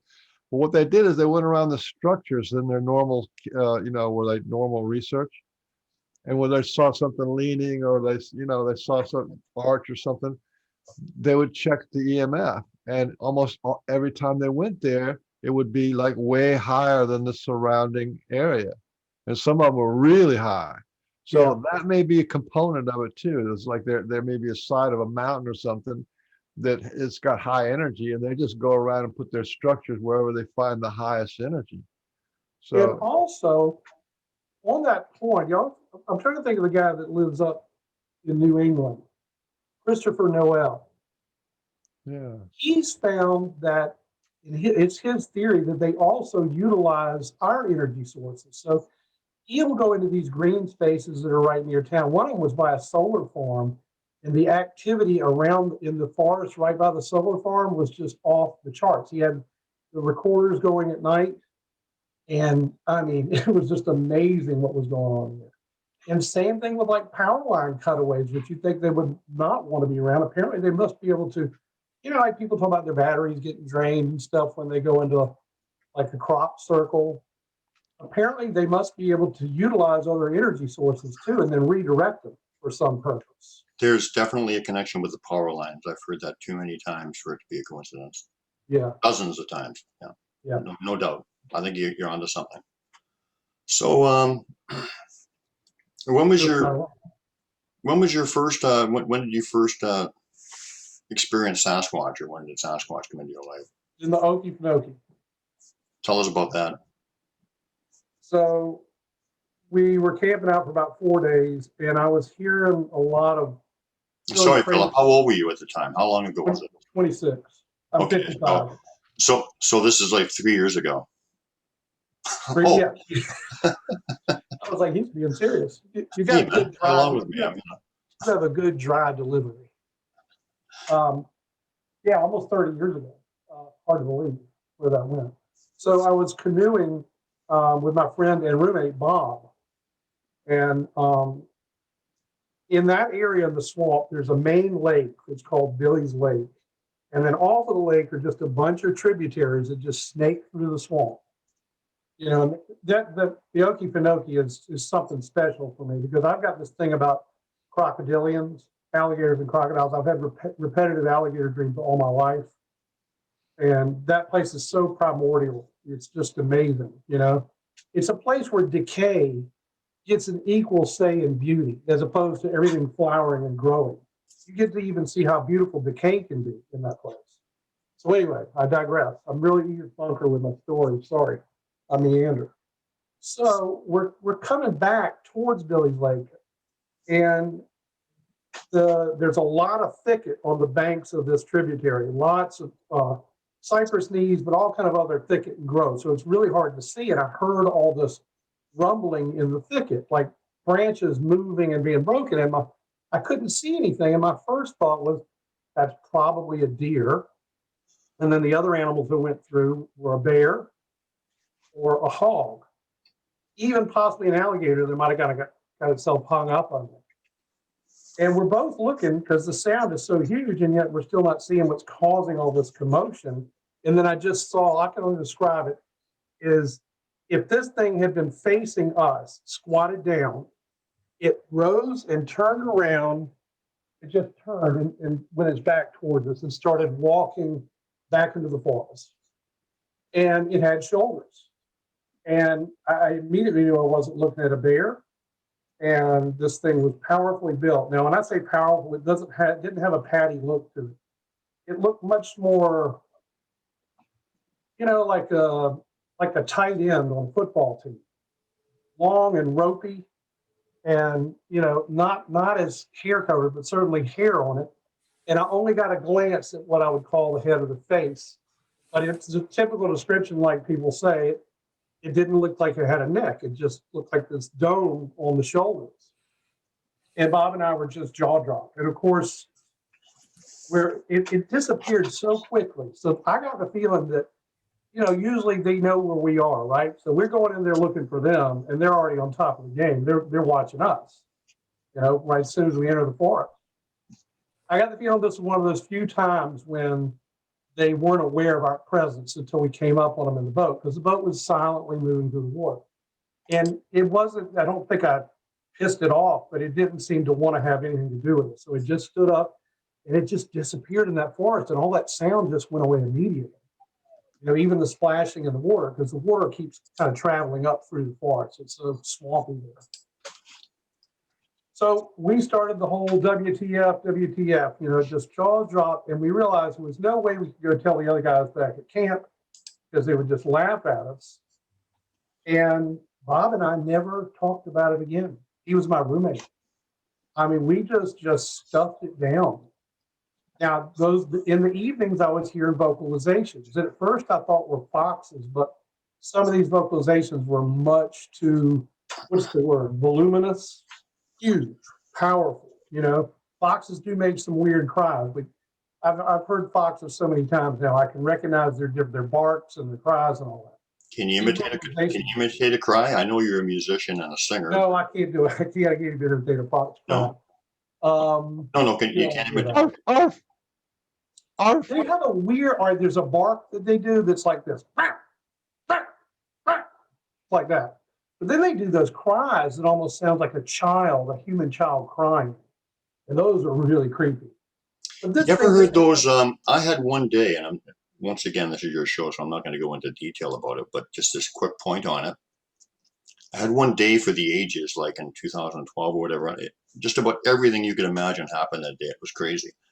But you remember those? I think it's the something screams or something from 70s from like Washington State, like the screams that sounded like they were screams and there was wind and everything in them, like they just sound like I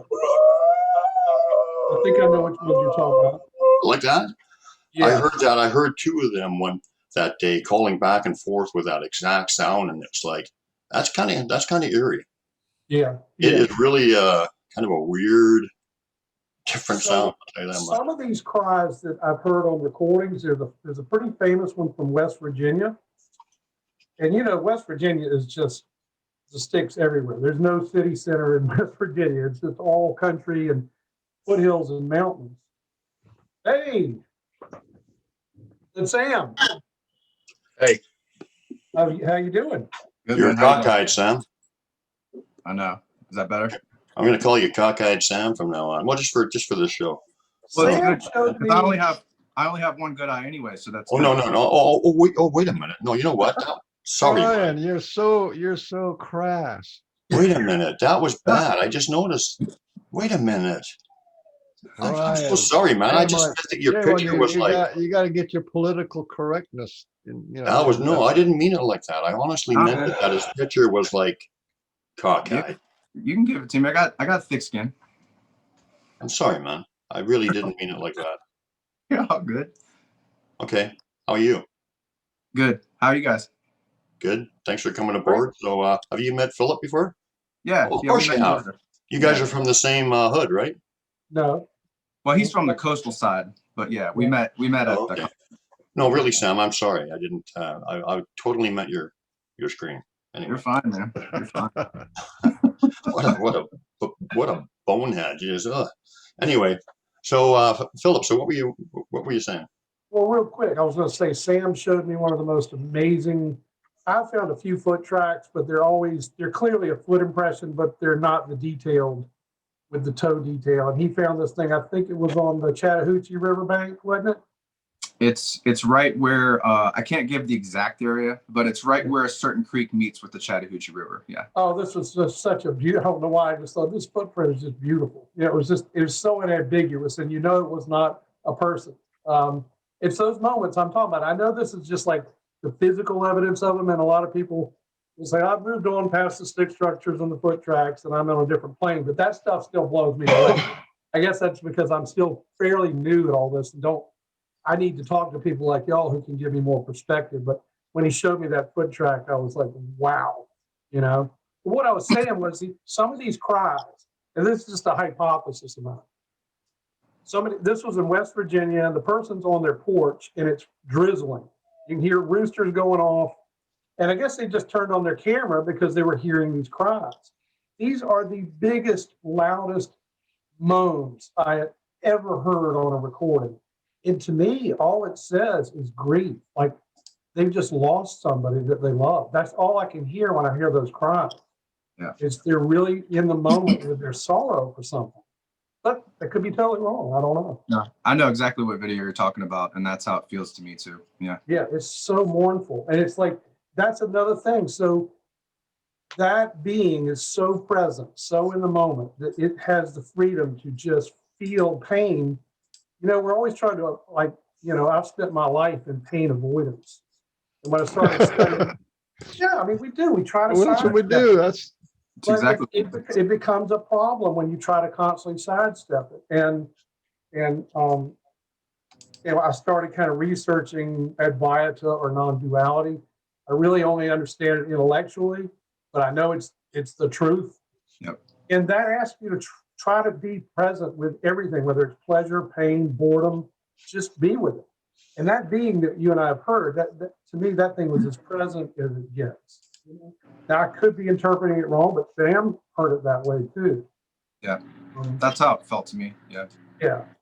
It didn't sound like, you know, some of these people listen to these things and they automatically are like, beast, a big monster yelling, you know. I'm like, no, I didn't get that out of, and I don't get it out of any of them, really. I could get where if you weren't even into the subject and you were in the woods and you heard something like that, it could take you aback. also it blows open your gates. I mean, you're sitting here trying to, like, you know, you got a load of pain, you know, you got a lot of stuff in your pain locker, and then you hear somebody else, some being just expressing primal pain. Yes. You have to go through this whole thing to like not lose it yourself, because that's one of the mechanisms for healing is the expression. And yes. you know, like I used to teach that stuff. I still do teach that, right? I remember one time we were having like an emotional release session at my house, and we're making a lot of noise because, I mean, it gets really, you know, peel the paint off the wall kind of noise. And the cops showed up. The cops showed up to the house, and there was 3 cops, right?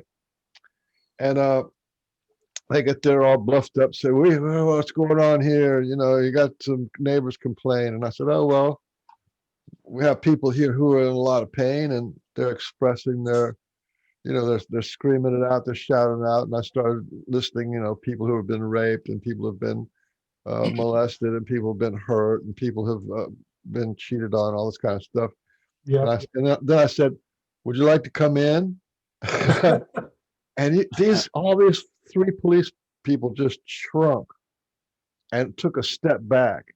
Wow. You know, brave, you know, because they don't want to face that. They don't, in order to understand it, in order to connect to it, you have to open up to it, index it to your own pain. I can't feel your pain if I can't feel my pain. So it's very, very real, you know. Well, that gets back to what Brian was saying earlier about, you know, it all being really connected. And so, and there are people like my sister is truly one of those people you'd call an empath. And I imagine it's exhausting being an empath. I don't know if any of y'all consider you to be. I don't consider myself to be. So I always have to kind of intellectually work my way into these things and try to be more understanding, because I can be pretty self-centered and isolated.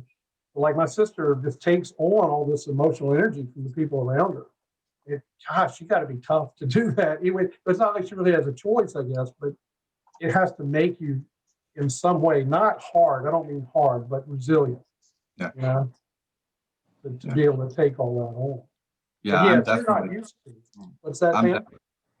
Oh, yeah. I thought you said you were last. I thought you did tell me you had that experience in the woods. Yeah, in the I'm fall. definitely an empath, and I didn't realize it. You know, growing up in like a city my whole life, it's hard to grow up in a city like that. You have to shut it down, or else you just won't be able to survive as a kid. You know. Yeah. My 9-year-old youngest son, he is too. So I'm having to work with him on this. Wow. Yeah. Wow. You know, That's got to be challenging. one of the most startling things, I guess I am as well. One of the most startling, like I get these like dramatic one-time lessons or whatever, like glimpses of like who I am or possibilities or what I'm capable of, or whatever, however you look at it. I had a lot of these kind of things, but one time I was walking in a grocery store and I was just turning the end of the aisle, and I was turning by a woman holding her baby, and I got the strongest, like, not a feeling. It was like, you know how it is when these things, it's dramatic, it's a physical kind of thing. It's not a feeling. We know that, and I hope people can understand that. As I turned the aisle, I got this overpowering feeling of love that woman had for her baby. I could feel her connection to the baby. Like, it was like, wow. It was like, it was dramatic, and it was like, oh, wow. You know, Right. That was different, neat, and wonderful. Yeah, a mother's love. And you know, I've got a 5-year-old. I spent my whole life saying I will never have kids. It was a combination of feeling like I didn't want that responsibility, but also feeling like I didn't want to bring a child into this world because I was too selfish to do it properly. And then, you know, 5-6 years ago, I'm working in St. Augustine, and my wife calls me up and tells me she's pregnant, 47 years old. I went out and bought a bottle of Jack Daniels. I couldn't answer, like, oh my God, this is not happening. But it's been the most incredible experience for me, you know. Even though everybody's like, wow, you chose to have a kid that late. I'm like, no, we didn't choose. Life is choosing us. It's like we're the instruments through which life is operating. And he has just been such a joy. So maybe I don't know the mother's love. I don't know if there's a difference there, but I do know my fatherly love for him. It's an incredible thing. And you know, I didn't, you know, I really was like, I was determined. I'd even talked her into, she was going along with my self-esteem, although I knew later she really wanted kids. But she loved me so much, she just went along with my plan of us not having kids. So it's just an incredible, incredible thing. He's just, I mean, watching him, it's just unbelievable. So if you can pick that up off of somebody else, yeah, that's amazing. See, that's why I say I don't think I'm just not built that way to. I don't know if it was the way I was raised or if I just don't have that ability. So I have to always think my way through being I don't want to say being kind. In other words, you're trying to understand where somebody else is coming from, you know? And I do try to do that more, but it doesn't come automatically.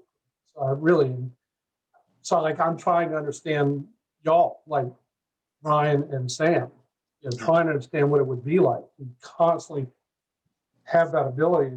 Not the, I don't even use that word ability. It's just you have that absorption of energy, you know? And I remember I was going to say, you told me something, Sam, about that may have even enhanced that more, an experience you had with what I guess people would commonly call being zapped, but it was like every fiber of your being was ripped apart and then put back together in some kind of crystalline like vision. I'm just using my own descriptors on it. If you would care to share that with them. Oh, you mean when there was 3 of them that surrounded me and like filled me with like love? Yeah, I think this was also in Georgia. Yeah, that was in Georgia. Yeah, that was an amazing story. If you want to share that. Well, I've shared it before. Well, let's hear it. Let's hear it. No. Well, I'll give like the shortened version of it. No. Do it justice. Do it justice. How long is it? I can talk for hours, man. I'll shorten it. Just okay, whatever. But do it justice. I mean, I don't know. Well, while you guys are haggling, let me talk about some people who showed up. We got Mark Roberts. Hey, Mark. Hey, Mark. And Coastal Chick. Good morning. Good morning. Hello? Fellow bean potters. Mark says good morning, and then she says, "I'm looking forward to all of us and BC peeps getting together when it's possible." And Deb Matthews, good morning. I'm listening. Hey, Deb. Coastal Chick. Hi, Morning, Deb. Deb. Sky Peterson. Sky. Good morning, Sky. guys. Another day in paradise, and that's it. I think. Okay. So now back to our debate there, Sam. Just tell it how you want, but just do it justice. Okay. It basically when I really started to realize like the presence of Sasquatch being around the cabin in Canada that I was going to, I was living in Georgia at the time, and I went back home to Georgia and went to this place for ride my mountain bike one day, and I started noticing structures in the area. And then I went into this certain area and I got this feeling, the energy was just totally different. So I spent a little bit of time there, and then I went back home, and it just kept coming back to me like, I need to go back there. So I kept going back there. Like pretty much once a week I would go there. And I started noticing the structures would change. They'd just be a little bit different, or there'd be more of them or something. So I went there one day with the notion of, I'm just going to pay attention to the structures, and I'm going to, because I knew they were watching me. So I was just going to talk to them and, show my admiration for the structures, because the stuff that they do is just, it's really impressive, And so I went out and I started talking to them, and just, I would walk up to a structure and I'd say like, this is amazing. I don't really know what this means, but I love it. I don't understand how you did this part, but this is really cool. And I just showed love for the art of it. And I walked around for like, I'm not sure exactly. I want to say it was between 30, 45 minutes, maybe an hour. I just walked around this area. And then slowly I heard like footsteps coming through the leaves towards me. It was like one set of footsteps. And I was looking over at the footsteps trying to see what was coming, but there wasn't anything there. And then behind me this way, footsteps started coming up behind me. And I'd turn around and look. I didn't see anything there. And then over here, more footsteps started coming. So it was 3 sets of feet walking towards me. And every time I would look at one, the one behind me would start coming closer. And I'd look at that one, and the other one would come closer. So they got within like 10 feet of me. But there was nobody. I couldn't see anybody. But I could see the leaves being impressed or depressed or whatever you want to call it. And the crunching of the leaves, and I could smell them. So wait a minute. So when you say you could see the leaves being depressed, that means you could see where they were walking on the leaves? Yeah, like you could see the leaves being awesome. pressed down. Awesome. Go ahead. And then it just got quiet. And Philip and Michael, you guys know how those Georgia woods can get in the early spring, summer with bugs and stuff, Yes. Loud. And it just got quiet, definitely quiet. And and then this like just the love wave came over me, and it was like, how I pictured in my head is it was the three of them and all of our energy fields, and then they all kind of became entwined with one another, and their love came into me, and it just filled the whole area up and like made me cry, made me smile. It was like just total bliss. And it lasted for a few seconds, and then it stopped, and they said, you can go now. And Yeah. I said, okay. And I left. So Now, when they said you can go now, was it mind speak or was it thought placement, an impression? How was that?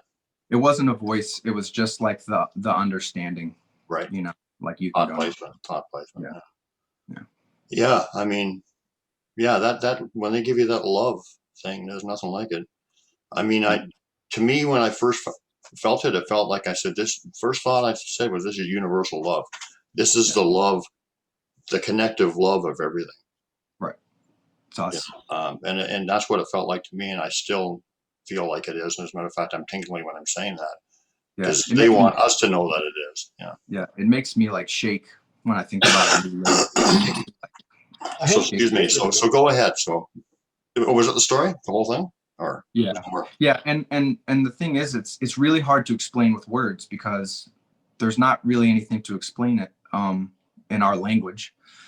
The only thing I can even compare it to was when my sons were born, and just being there when they come into the world. But it's that times 100, you know. It's just because when we're born into the world, we come into the world pretty much as close to our true self as possible, you know. Like that's our soul coming into the world, you know. And we're not tainted with all of our crap yet, you know what I mean? You're so little Buddhas right out the gate.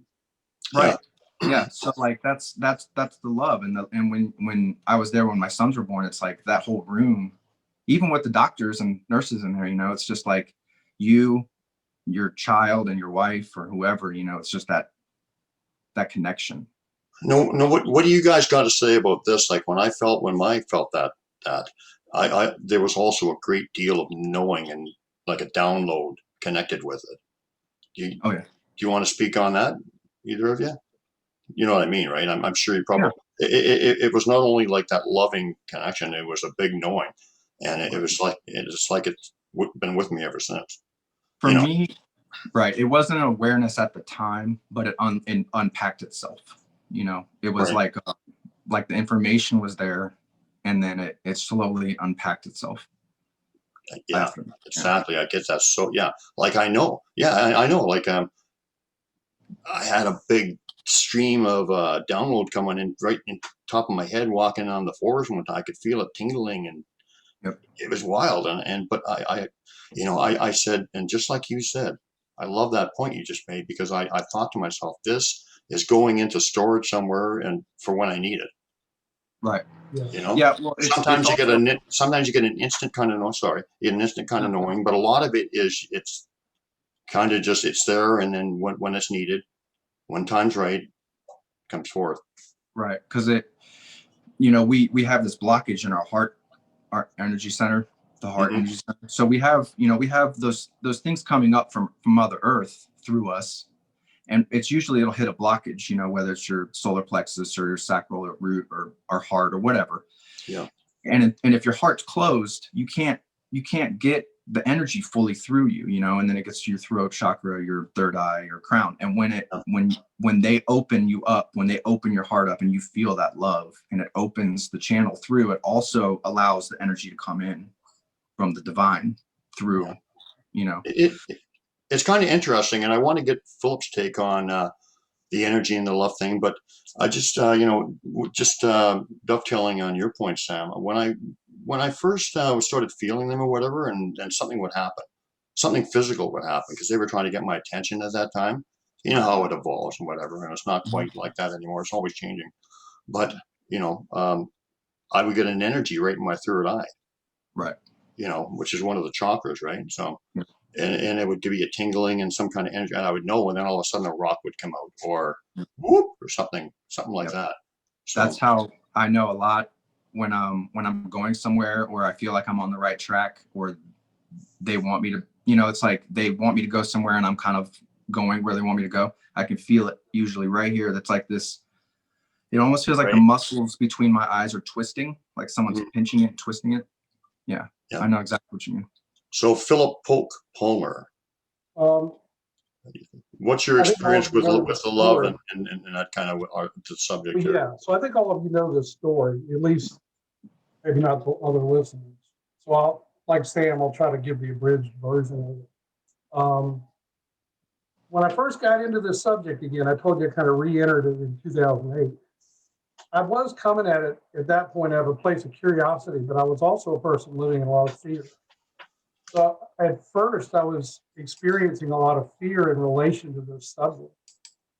And the way what Sam described happened to him, it happened to me in a different way, but it had the same effect. So in 2015, as I stated earlier, I was actually living away from my wife. I was in St. Augustine working. I'd come back up to Savannah like every 6 weeks and visit for a week. And I had a couple of quote unquote research areas down there I would go to. One of them was on the St. Johns River called the Bayard Conservation Area. It's about 10,000 acres. And I had a situation that happened in spring of 2015 where I lost my twin brother in a really unfortunate set of circumstances. And we weren't identical, but we were so close, the two of us. And so it was, prior to that, whenever somebody in my family would die, I was disconnected from my pain. Even when I lost my parents, I didn't know how to feel. I felt bad because I was like, I should be more upset about this. I would always bust down into tears when a family pet would die, just break down babbling. When my brother died, it was really hard on me, and I had to go back down there to work. And so generally I was working 6 days a week, and I thought, well, I'll just immerse myself in work. And then on Sunday, that was the one day off, but I realized that I just didn't want to sit around the house with my thoughts. So I thought I'll go out and do some of my researching out at Bayard. And I went out there, to all appearances as usual. I was the only person out there in this whole place. Every once in a while you might spot a person here and there, but it's pretty just not occupied by people. And it didn't work. I'm walking down this kind of probably Ranger dirt road that they'd probably use their state vehicles for. And I just became overwhelmed with, just like the moaning Sasquatch. I just broke down and completely, I was just pain, just tears, And I kept hearing, and I was kind of aware of it, but I was so immersed in my own pain, I kept hearing some rumbling in the thicket off to my left. And I wouldn't look, I wouldn't see anything, and I would have to guess this was 30 feet away, maybe inside the thicket. And I kept walking, and I went down to the river, and I sat on this log. And I just sat there and let it happen. And then I looked out at the river, and I said, I think I need to go back now. So I started walking back. Well, within 10 minutes of walking back down that path, there was a freshly plucked yellow flower in the middle of the trail. There were no yellow flowers like this growing anywhere in view, including where it was laying. And this was in late May, so the Florida heat was already starting to take. So I knew this flower would have been wilting, and I hadn't seen it when I was walking, and I mostly was looking down the whole time. And I just became flooded with that feeling you're talking about, this, like the fact that I'm not going to say that maybe one or more were just looking at me and it was obvious, well, I was going through pain.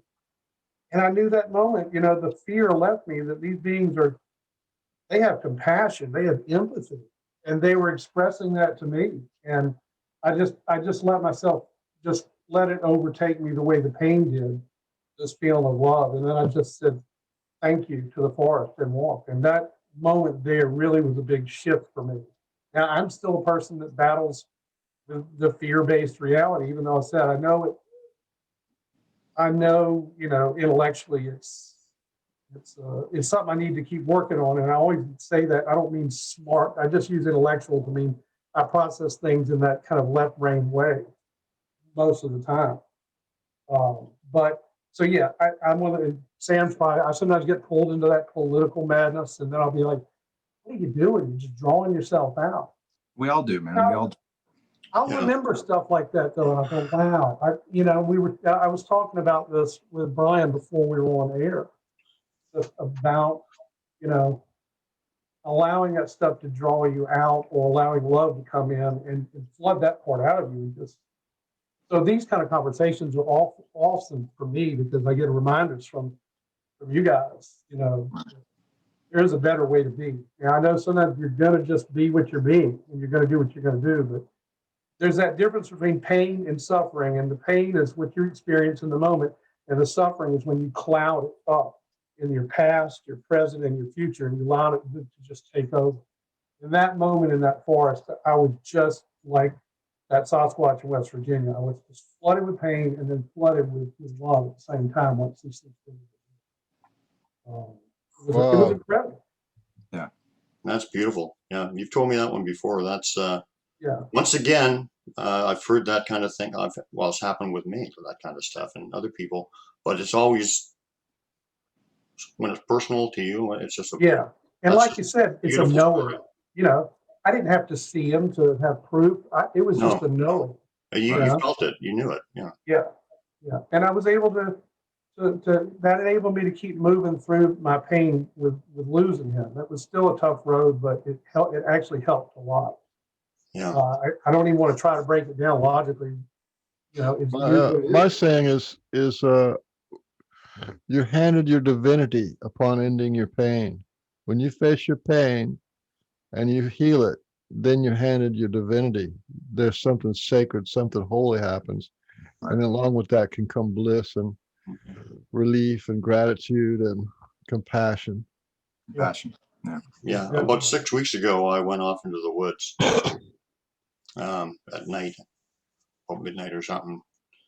Closed up, but I just walked in. They didn't let you walk in, and I was all caught up in the politics, and my girlfriend's American, just caught up and giving way too much of my energy to that stuff. And and that's what it is. It's just a fear. You're giving your energy away to fear, and you're not allowed to be who you are and we're constantly, that's how we exist constantly. People don't even realize it. Yeah. But but the Sasquatch, part of that vibration, that love energy, whatever, is no fear. That's one of the big lessons there too, right? And so I went there about 6 weeks ago, and I just said, look, I'm not me. Take this away from me. Yeah. I want to get back to who I am. And it was just like click. And ever since then, I haven't had any fear, and I've just been like, it's just what I trust. Whatever happens, happens. And it's just like, it's controlled by fear. When the fear's not there, we're really powerful. Yeah. And so the Sasquatch gave me that gift again. That's that's better than than just whatever. To me, that's more. Well, that was a real gift, put it that way. Very, very special. Yeah, Because we can't pursue who we really are when we're living in that fear and that control of the fear, and that's what the game is. Mm-hmm. Yeah, and you have to release it, and in order to release it, it has to come to the surface, and then you have to express it out. And they're like the ultimate support group when it comes to that, That's so true. Yeah. So you go into the woods and cry, man, and just get that stuff out. Yeah. They're going to be there, man, and they're going to help you out. Yeah, that's so true. That's so true. And so, here, I told Brian this earlier, for whatever reason, a quote unquote, they around this area, they do communicate with me, but I don't know if they're wanting me to be more active in my communication, but they're way more subtle than even the areas in North Georgia that you talked about and the area that Brian lives. It's just a much, I know they're there. I feel them, I sense them, but I don't know what it is. Maybe it's me. Maybe I'm putting off the wrong thing when I go into the woods here. Well, I get that too. I'm just down the street from you, but I get that too. They're very subtle Very here. subtle. I know they're there, and they will at times come and really let you know with a glyph or something. Right. Or throw rocks on your roof, but they're very subtle. I go up into North Georgia and I do it. I still feel ridiculous when I tree knock, but I do it anyway. And I did this tree knock, and I mean, within like 2 seconds, here comes this rock, boom. when you look up the side of the mountain, it's all scrub. A little rock that big wouldn't be able to get that kind of momentum, and it was coming down at an angle and landed right by my foot. It was like them going, "Here we're here," and we don't mind telling you we're here. I've had to push down a tree 75 feet or less from me, but here it's mostly the glyphs and that occasional presence where you feel that they're there, but they don't communicate down here very much with tree knocks or vocalization. I don't know why. And like I say, could be me. Could be I'm too much in investigator mode when I go into the woods, and maybe they're like, it's not just. I mean, I don't go in there with gear. I'm not one of these people that goes in with all the high tech gear. I just go in there. But of course, I'm looking around. So it could be my energy. I don't know. But I do want Michael to go there with me. But this place is just 15 minutes from where we are right now. Yeah. But Michael finds their evidence at Lake Mayer, and that's a place in town that might have 10 acres of woods at the most. Not even that. There's two sections. The section closest to the road is about 200 yards by 100 yards. Yeah. But in that, but when I first saw it, I saw those tree bends that are like, right? They're miniature. They're only like maybe 6 feet high or 5 feet high. But that had those and different kind of things. Oh, I got a good story about that. The first time I ever heard about Sasquatch was I was listening to this guy named, what was his name? Thomas Hughes. And Thomas Hughes told this incredible story. I don't know if anybody heard it or not, but the first time he got mind speak was his family has like a lot of acres, and he was like out walking along his path, and he got told, oh, go this. So you go to the left or right. So they said to take the right path. That's what he heard in his head. Take the right path, and he started saying, "I don't want to go the right path. I want to go the left path." And then the Sasquatch says, "Take the right path." Right. This is the first time he ever got mind speak. And then so he says, "Okay." And then he goes down there and he finds this turtle. It was like a box turtle. And he said it was as big as a trailer tire, like it was. And he picked it up, looked at it, and says, "I'm not going to eat this." And said, "What do you want me to do with it?" And the mind speak said, "Put it back." And I just thought that was a hilarious story, right? Yeah. So here I am in Myers Park, right? Myers Park, and it's got it's actually a lake, Myers Lake, and it's got a little loop around it of like a stream, like a runoff stream. I don't know what you call them here in Georgia, but it has a name to it. But anyway, so I'm in there looking around, and I'm in there for a couple hours, and I'm doing my little video thing. I was terrible at it, and it was kind of fun, and I could definitely feel that they had been there, right? Because they left a lot of signs that they had been there, and it wasn't like that they were there then. At least I didn't think so. And then I was getting ready to walk back home. They put a turtle. Now this is the leaf litter and broken branches and everything is like incredible. You're stepping over like broken branches and leaves and stuff. And this turtle was only about this big, and it was wet. It was a water turtle because of the water. It was like 50 yards away. I'm going, there's no way that turtle, would crawl up or go across the land and be right on the place that I was walking. So that was my first introduction to and that's pretty subtle, but to me, it was like, that was mind blowing. That connected me. And that was the first time I ever went in the woods, right? Since 2012. And this was like about 3 years ago. So that connected me. The Sasquatch that are in my community now know me, know my story, know what was touched me and how I got to, they knew everything when they gave me that little turtle. And of course, I put the turtle back, but it was just mind blowing. I mean, the poor little turtle couldn't even climb over a stick. That's how small it was.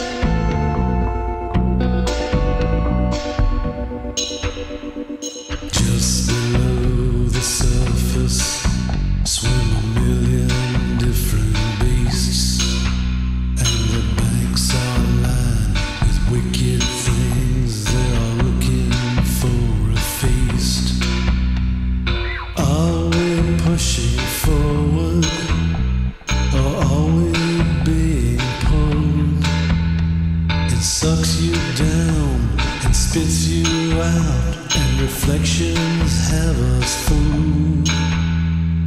Down the river, we're going down the river.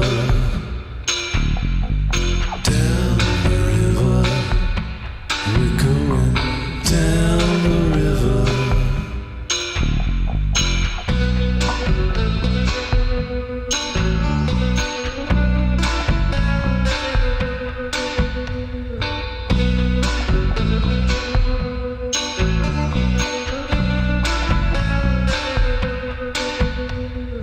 Banks are lined with monsters waiting to attack. It's a one-way ticket, liquid street. There's no turning back.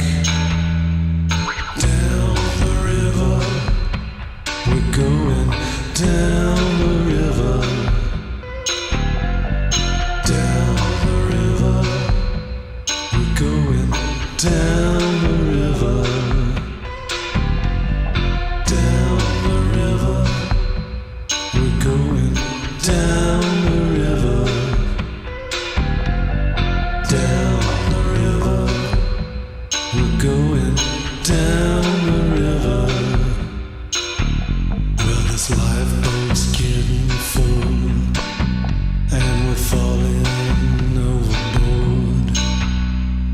Drowning and choking, beaten and broken, here we're screaming for the Lord. We're screaming down the river, down the river. We're screaming down the river, down the river.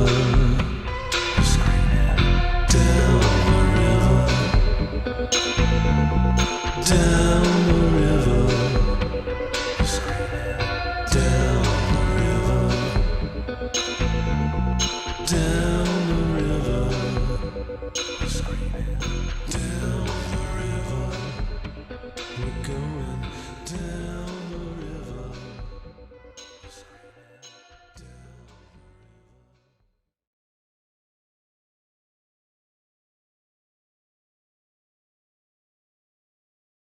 Let me share a quick one with you about my first MindSpeak thing.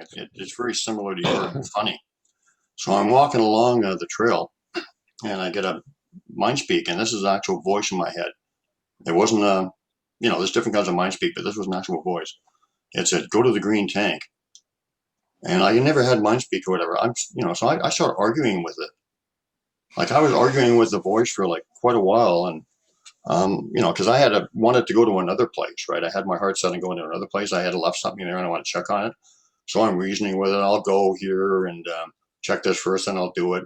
And it was quite a heated kind of argument at first, and then eventually they kind of subsided. And it was a mistake, because I should have just went, said what they said, but it was stupid. I didn't. I went to my place first, but well, they taught me a real lesson, right? Okay. So anyway, the interaction subsided, or their urgency for me to go there subsided, and so I thought, okay, well, everything's cool. So I went to the other place thinking I had made a deal that I'll go there immediately afterwards. So I went to my place, and it was a gifting area. Okay. And this place is dead simple to find. You cannot miss it. It's impossible to miss. And so I've been there 100 times. So I'm walking up the trail. I'm looking. I don't see the area. I can't find it. I walked up the trail about a dozen times within 100 yards each way. They cloaked the entire area where I was going. They actually cloaked it. So don't argue with a Sasquatch when they're giving you mind space and to tell you to do something. Right. They'll teach you a lesson. The place I said, I'm going to go here first, they cloaked it. It was not there. It was there the next day, but not then. So when your first experience with it, any of y'all can chime in on this, because I've never had MindSpeak. Now, I've definitely, in 2014 was the first time I got an indication that they had telepathic ability, because they left me a gift that told me, we know you're here, we know you want to find us. And they made a triangle out of one stick. It wasn't 3 sticks. It was just broken enough to bend. There was still one piece that made the triangle in the middle of where I was walking. And I knew, like knowing with the flower, I knew they were going, yep, we know you're here.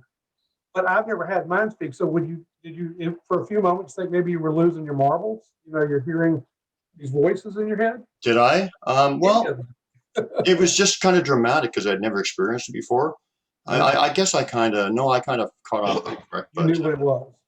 But no, it was stupid. I should have just said sure. You know, like I mean, I would never disrespect them. Now, I was the first experience with it.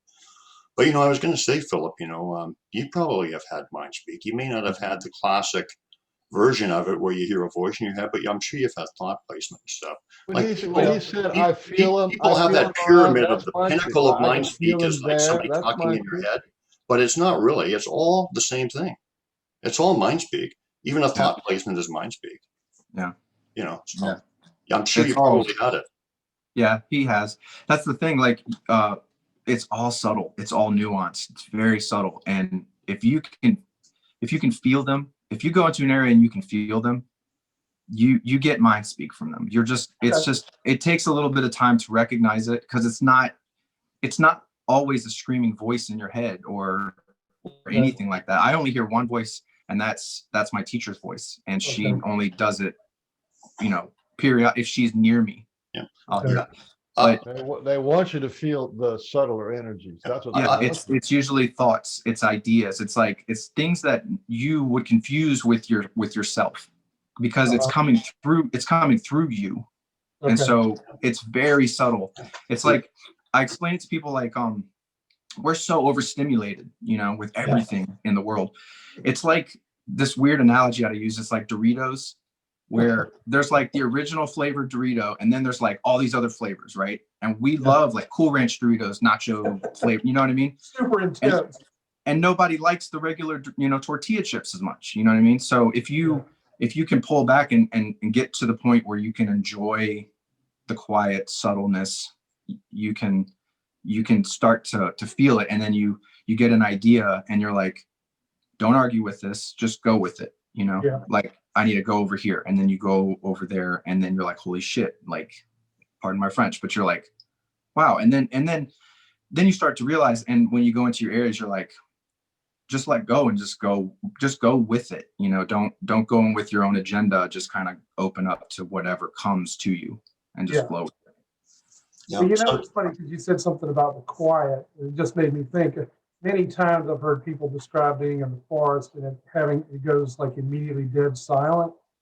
I had that happen to me for the first time just like 3 months ago in the spot 15 minutes from here. It was an incredible feeling. Like it was so turn on a dime because there were squirrels moving around and there were bugs making their noises and all that. And then it disappeared for about 10 minutes.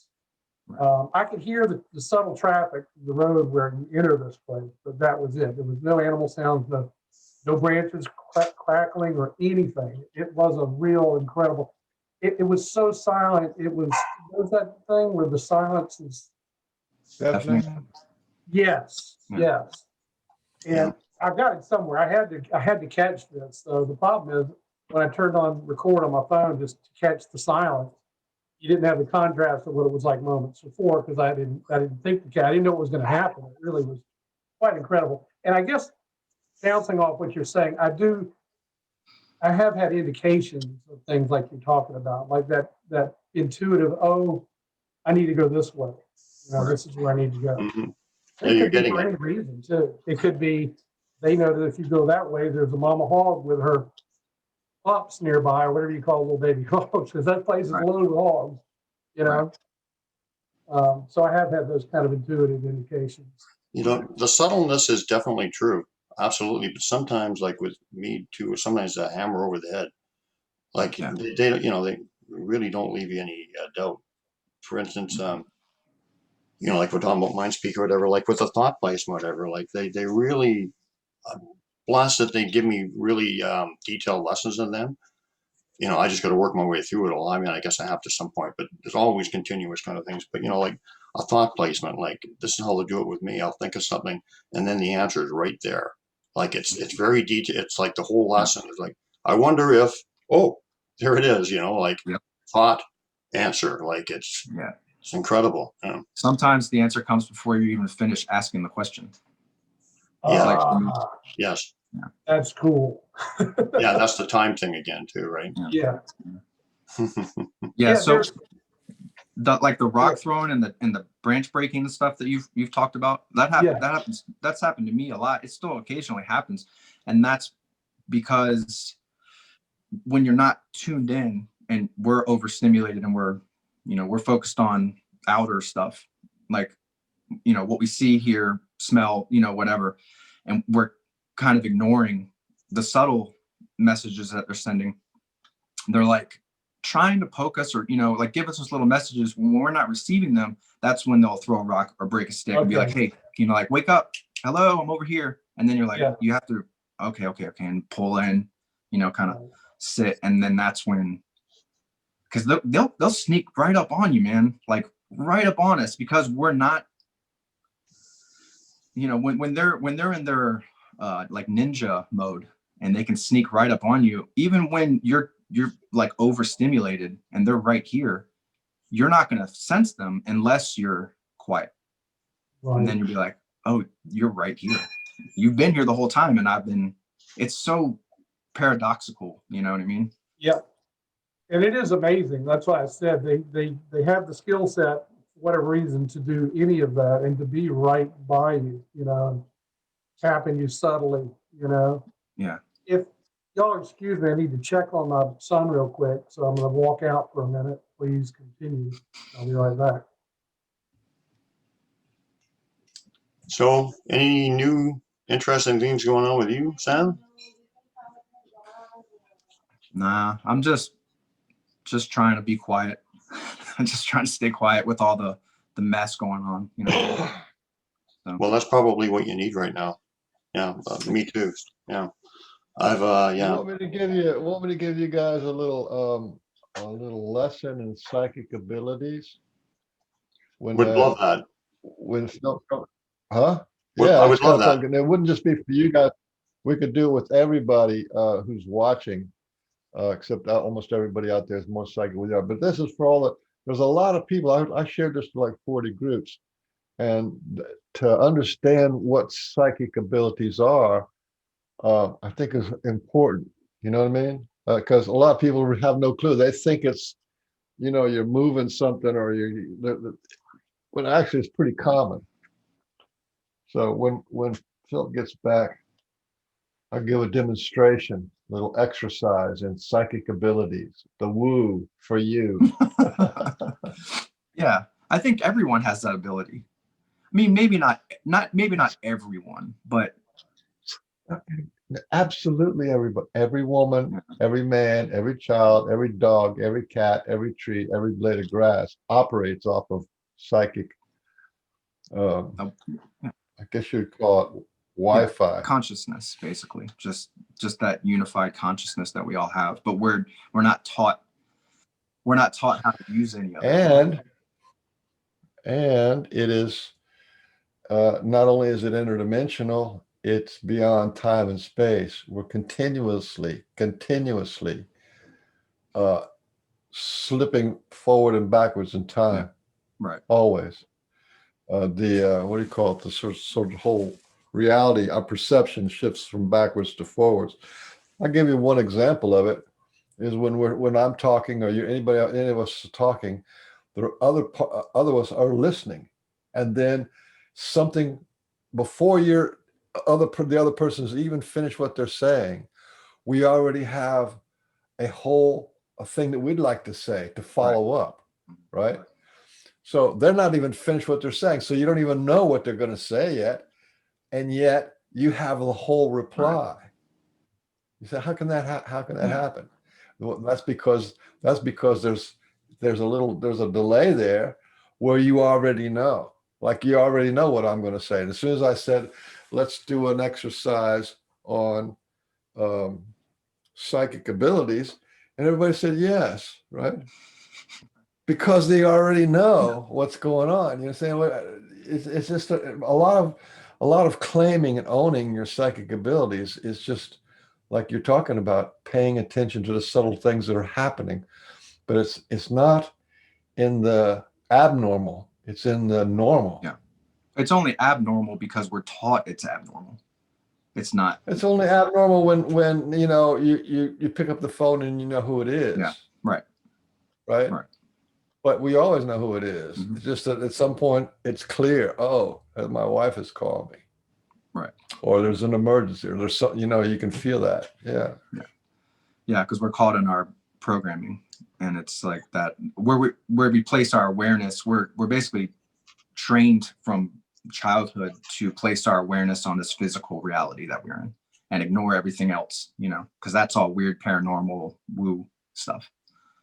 Yeah. So can I Yeah, ask, but the thing is it is in the normal reality that you can most feel the psychic phenomena, the paranormal is in the normal. Yeah, because it's all intertwined, right? Yeah, it's like you don't necessarily get a paranormal experience from like meditating or calming your mind. So that's not necessarily that's part of it. If you've got a raging mind, you got a monkey mind or an elephant running through your head, then yeah, that makes sense. But it's in the normal, like when you drop off to sleep, or you're just wondering about something, or you're not in, it's in the normal. Right. by the way, if anybody wants to, I've put the link in the show on the Facebook group. Anyone wants to come on and ask us a question or whatever, feel free. You can join us right on the show. Did you put the link in there? It's right on the, yeah, I did. So, Mr. Beans, can I ask you a favor? Sure. Why don't you share that quick, or, well, I don't know how quick it is, but you said that you were, I don't know if it was during meditation or I don't know what state you were in or whatever, but you said you were when the earth was being formed. What was that like? What was that experience like? Well, watching the earth cool down? Well, you said that you were at when everything started, the beginning of time, or whatever. I can't remember all the particulars, but you said you were at the beginning. Oh yeah, my memory, like a lot of people, like a lot of people have memories of lifetimes. And there was once for a few years where I just was going through lifetime after lifetime after lifetime. But I also, because of the primal release work, remember what I said, when you end your pain, you're handed your divinity. But also your pain blocks your memory. So if you have pain from the past, when you suppress the pain from the past, you suppress everything right across the board. You suppress your psychic abilities. So when you release those pains, all of a sudden memories come back and things like that. So my memory actually goes back to the beginning of creation, to before God emerged as God. In other words, there was God as the potential. And then when God emerged, which is interesting, which is really interesting, because what's happening now on planet Earth goes back to the beginning of creation, to where God emerged. And when he emerged was a lot of pressure, and there was 3 players involved there. There was God, the potential to be God. I mean, it was God's light in the unmanifested form, and it hadn't manifested yet. Then there was the mother of everything, which is the darkness of space, which is the great mother of everything. So the great mother of everything had feelings, and her feelings were she willed and she wished and she wanted, and she had contradictory wishes and wants, like she wanted a mate, and then this part of her didn't want a mate, and she wanted children, she didn't want children. I'm kind of cutting this down, because if you tried to understand just the movement of the will, the wish, the want, and the wonder was on a galactic scale, huge movement. So when you have a wish or want or a wonder, it's put something in motion. And when it puts something in motion in the universe, that is actually magnetic. I wish, I want, I desire, which is a magnetic kind of a thing. And then you have opposing magnetic, and that creates a movement. Then the opposing magnetic of, I don't know, let's stay the same, don't rock the boat. When those two magnets meet like that, it creates current. And then so that the current starts to flow and the magnetic starts to flow. And then when that pinches down or reaches some kind of like a a desire, it pinches down, and that's what creates the light. It's exactly like a light bulb. You know what I mean? You have current flowing. Then when it gets to the light bulb, it goes through a smaller area, and that creates the light in the ether. That's what God is. So God burst into the creation. When he burst into creation, the first thing that happened was Lucifer, right? Was God's rage. God's rage lashed out at the mother of everything. So there was no God, there was no Lucifer, and there was no mother of everything, because they didn't have a location and they didn't have identity. They didn't have the I am yet. So this is before consciousness actually was beginning to form. In short, it is about not having a childhood. So as God was expanding, it was like an explosion. He's expanding out into the whole of creation. As he's expanding, he's putting pressure, which is felt like a slap to the mother of everything, and is pushing her back, right? And his part of that was Lucifer coming and saying, don't wake me up, don't move me, you know, who are you? And it was eliminate, kill, murder, right? And so the Luciferian energy hit the mother, and where he hit the mother was in her heart, which was later. I'm talking about the first creation, and later in the second creation is when heart manifested. That's who Christ was. But anyway, so then now you have these God the Father, Lucifer, the Mother, and Christ, all at the beginning of creation. And why they call Lucifer first light, because the first light was the damaging side of God, the God of rage, the God of revenge, the God of guilt and shame, the God of judgment, right? The God of power and the God of it's bad stuff, right? But at the same time, as God was expanding, he was expanding in love and bliss and consciousness and beauty and creation and you know, compassion and all that kind of stuff. So you have this kind of duality going on there. There's the perfect, absolute perfect divine love, and then there was but because Lucifer came out, did his destructive deeds, and then went back in like it never happened. And this happened so fast that God didn't actually have a chance to register that Lucifer was him in rage. Anyway, what Lucifer was angry at was the mother and the children. And what you see here on earth now is you see the children who have been sacrificed to Satan and to Lucifer, and the drinking of the blood and the heartlessness and then the child trafficking and the women being used, you know, and tortured and hurt and all that kind of stuff. That's pure Luciferian crap there, you know.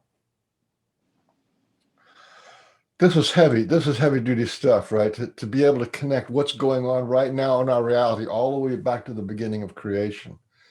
Now, the good part is that God the Father and God the Mother got back together, right? And they decided to do their healing work. So they did their healing work, and part of the healing work of God the Father and God the Mother is to recover the pain and the rage and the destructive aspect of Lucifer. And in order to do that, they got together. They've been doing this. Their light is much faster than ours is, but now it's falling down on earth, right? And this is why it's like good versus evil, and the evil are the child sacrificers and the drinking of the blood and the underground tunnels and all that horrible stuff that's actually been going on since the beginning. And the people who want to grab power, who want to be in God's place, these people who want to be in the fallen angels want to be in God's place, and total elimination of love and compassion. And they do this, the way the elite families do this is by torturing their children, so their children do not have a childhood, right? When a child doesn't have a childhood, it turns into something evil and perverted, right? this is what Lucifer does. And this is why the people who follow Lucifer are all battered, broken, abused people who get filled full of hate, and they want to spill their hate over onto the world. And this is this is the healing that we're in now. This is where we are now. We're in that. We have enough compassion for our inner child and for our own children and for nature. We have enough compassion now to say, no, we're going to heal this, you know? And so that's kind of what's going on. It's a lot more complex. This is a lot more nuanced. It's a lot more complicated and complex, but that's kind of the overall big picture of what's going on now on Earth.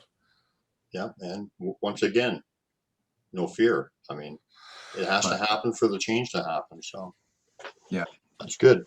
So, Philip, when did you first, when you first became aware of Sasquatch, did you just think they were some Magilla gorilla running around in the woods? Was there a eureka moment when you said, "Wait a minute, these guys are more than I think they are"? That crept into me. At first, I definitely thought of this thing as just I always entertained the idea, even before hearing about it from others, that this thing was close to us in a lot of ways and wasn't like with it. And I'm not trying to downplay gorillas; they're beautiful, but I didn't ever look at it as a giant upright gorilla. I knew there was something even more human. It's amazing to look at a gorilla or a chimpanzee because you're like, you know, the sense of humor that they possess. But I knew it was even on a deeper level. But I didn't immediately tap into that there was something more going on with them, something more ethereal, until that moment in 2014 when they gave me that gift. And I knew when they gave me that gift because what happened is, as I've stated earlier, when I go up into the mountains to try to commune, and I'm always bringing family. I have a wife that doesn't want to sit in a tent, so I got to do the cabin thing. So I always look for the best cabin possible. And we got there late one night, and the next morning I said, "You sleep in. I'm going to take Douglas out for a walk." And I remember thinking to myself, I'm just going to go out and see what I can see. I didn't even go into the woods. I just walked up the dirt road that led to the cabin and just was walking, trying to get a feel for the place. The forest was obviously right off the road. Everybody's, the Appalachians. It's just, once again, I can't reiterate how beautiful it. I was born on the coast, but I feel like my soul belongs in the Appalachians. And that's when they left the gift. And it told me, and I heard another woman state one time, a woman who claimed in California, she was skinny dipping under a waterfall. And when she opened her eyes, they were all there watching her. And they led her into a cave where she stayed with them for 2 weeks. And she communicated with them. I think it was telepathically, but clearly they had a verbal language too. But they told her, "We don't just know when you step into the forest. We know 2 weeks in advance if you're planning on coming into the forest. We know what you're doing." I love that. That's a fact in my mind. And so when that happened to me in 2014, that story of that woman told, it reminded me. I was like, oh yes, they knew I was driving up here to talk with them. And of course, it was a very incredible experience the whole time. The communication. That was the first time I heard a tree knock, and it was one lonely tree knock at like 3 a.m. because I just stayed up on the back porch, which overlooked a ravine. And I just heard this echoing.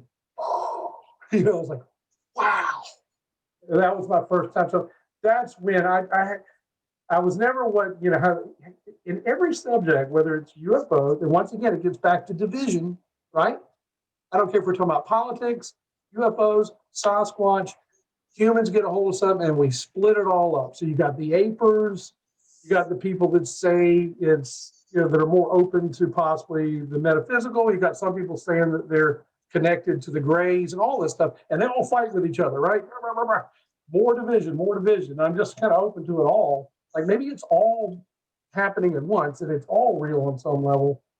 But I did think of them as being this human, I always considered them to be a forest human. So all these abilities that we keep talking about, I think at some point in our game, we had too.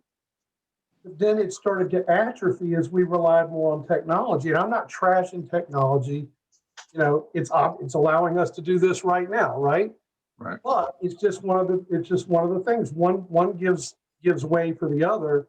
And the more we got invested in technology for our means of communication and understanding those natural gifts, and it's not that they're still not there. I just think they're latent in most of us. And I think any one of us could say, we know we've had definitely those kind of experiences. I mean, outside of even the field of the story of Sasquatch, I have had moments that just blew my mind, like synchronicities that are just so far off the charts. It's like, you know, when you get that synchronicity moment, you're like, wow, you realize the universe is communicating to you right at this moment. Mm-hmm. And so it took me a while. And part of this, in this all, you know, I could ramble on like Sam did forever. Like, I grew up in and it's not a comparison when I'm not sharing war stories with other people. I know Sam has expressed to me, he went through some rough stuff too. But I grew up in a very dysfunctional situation. And when you're a child, like the little Buddha, you don't know that you know, but you're just, and that's as wise as it gets, that you know and you don't even know that you know. Once you even know, you know, you're kind of once removed, you know. Those things impress upon you and they take you away from yourself and they take you away from all this. So you have to kind of unlearn, like Yoda said, I think everything that you ever learned to get back to truth. And so it's natural that I would first just experience these things as a physical being, like I might, you know, my obsession with alligators. You know, the alligators to me are so symbolic with me. And if I might go back to the Okefenokee for a moment, when I was a real little kid, my best friend, his parents were outdoors people. Every birthday party was a camping trip somewhere. That's the first time I went down to that area in Okefenokee that I was telling you about in the other story. I was like 8 or 9 years old. So I'm going to jump around a little bit. In my 20s, when I was just the biggest emotional wreck, drug addict, freak, you know, I started seeing a therapist. And he was curious about my alligator dreams, and we would talk about those. Because sometimes they were threatening me. Sometimes I was in the water and I knew they were there. Other times I was on the bank and I could see them and I felt a little safer because I knew they were there. All that. And I was telling him about this birthday party trip where I was in it, because in this boat, we were in a little John boat with like a 5 horsepower motor. It was capacity of like maximum capacity of like 2.5 adults. And we had like 11 kids in there. The birthday boy was piloting the motor. The water was this high, this far from the back of the boat. And we're going down Billy's Lake. And I see these, what I perceive as 2 huge gators on the bank. Now I was kids, so maybe they weren't as big as they looked, you know, what they would look to me now. But one of them didn't slide into the water. It splashed and went underwater. And I was so terrified. I was like, oh my God, it's coming to sink the boat. It sees an easy meal. Right. And when I was telling my therapist this, he was like, that's the first time you knew what it felt like to be lunch. And he said, and you internalize this whole thing symbolically on a much bigger level. And these alligator dreams represent that. So he says, hey, I encourage you to explore what's going on in those dreams and why. And I know I sound like I'm getting really off topic, but I think it all plays into how we grow up and what happens to us, the things we can't control, if there is any control at all. That's a big, you know, the bigger picture is like I said, I think we're just instruments through which life is living, but there's that appearance of control that we all become obsessed with. And so that influences our interpretation of these things we're talking about. So I've had to get in, and also not just through my own experiences, but listening to your experiences, all of you, to help get a better understanding of just how incredible and magical these beings are. They're not just forest humans. They are that, but there's so much more, you know. At least that's where I am now in my thinking. Yeah. Y'all please help me out. Yeah, no, I totally agree with you because like we were talking about childbirth earlier, you know, you are the closest to your true self when you're, I mean, I guess when you're in the womb and you're about to come into the world, but we're even birthed into the world. We incarnate through trauma, like the trauma of childbirth, you know? Yes. So we literally start life with trauma. Yeah. And then That's a great point. And so, our true selves are our inner child. Like that child that's in each of us is our true self. And Sasquatch have that inner child in them too. So they might look like 10-foot tall, scary monsters to us because we're taught to look at something like that as a monster. But inside that 10-foot tall human being is an inner child just like ours. But their inner child just has a little bit more intelligence and experience and knowledge, Right. more wisdom, More wisdom. Yeah. And so and as a childhood, we grow up, we don't know what to do, so we just grasp at things to protect ourselves and well, this protected me, so I'm just going to keep that. And this worked before, and you saw that alligator and it scared the crap out of you, so you associate that, and then we gather all these things, and carry them around our whole lives until we get to the point where we realize that we don't need those anymore to function, so that's when you have to start unloading those things and then finding yourself again. And then when you find yourself, you realize you're just a kid. You're just a kid in a body with a little bit more experience now. And they're the same way. ET people are the same way. Dogmen are the same way. There's different aspects attached to all of these bodies or vessels that we're manifested into. But when it comes down to the root of it, it's just the simple, loving child entity. And they love that.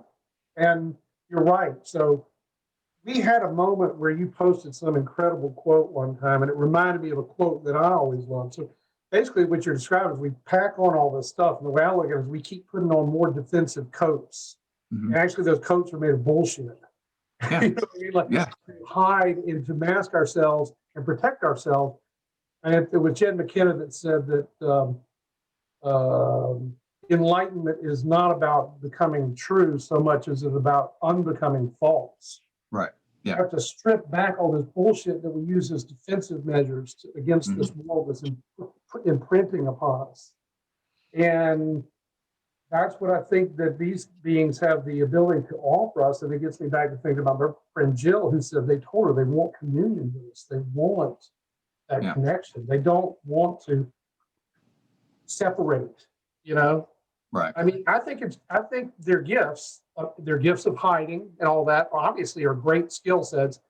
And they do know because, I had to ride out to Bloomingdale, which is about 40 minutes from here now due to traffic. And 20 years ago, Bloomingdale was just sprawling forest. And Savannah can only grow in two directions. To the north of downtown is South Carolina and the Savannah River. To the east is the Atlantic Ocean. So south and west is the only way it can grow. And I rode out there yesterday to buy these boxes for my budding hot sauce business. I have to have packing boxes. And I'm going down this place called Jimmy Deloach Parkway, and I'm just blown away at the stripping of the forest. Like it's just happening on a massive scale.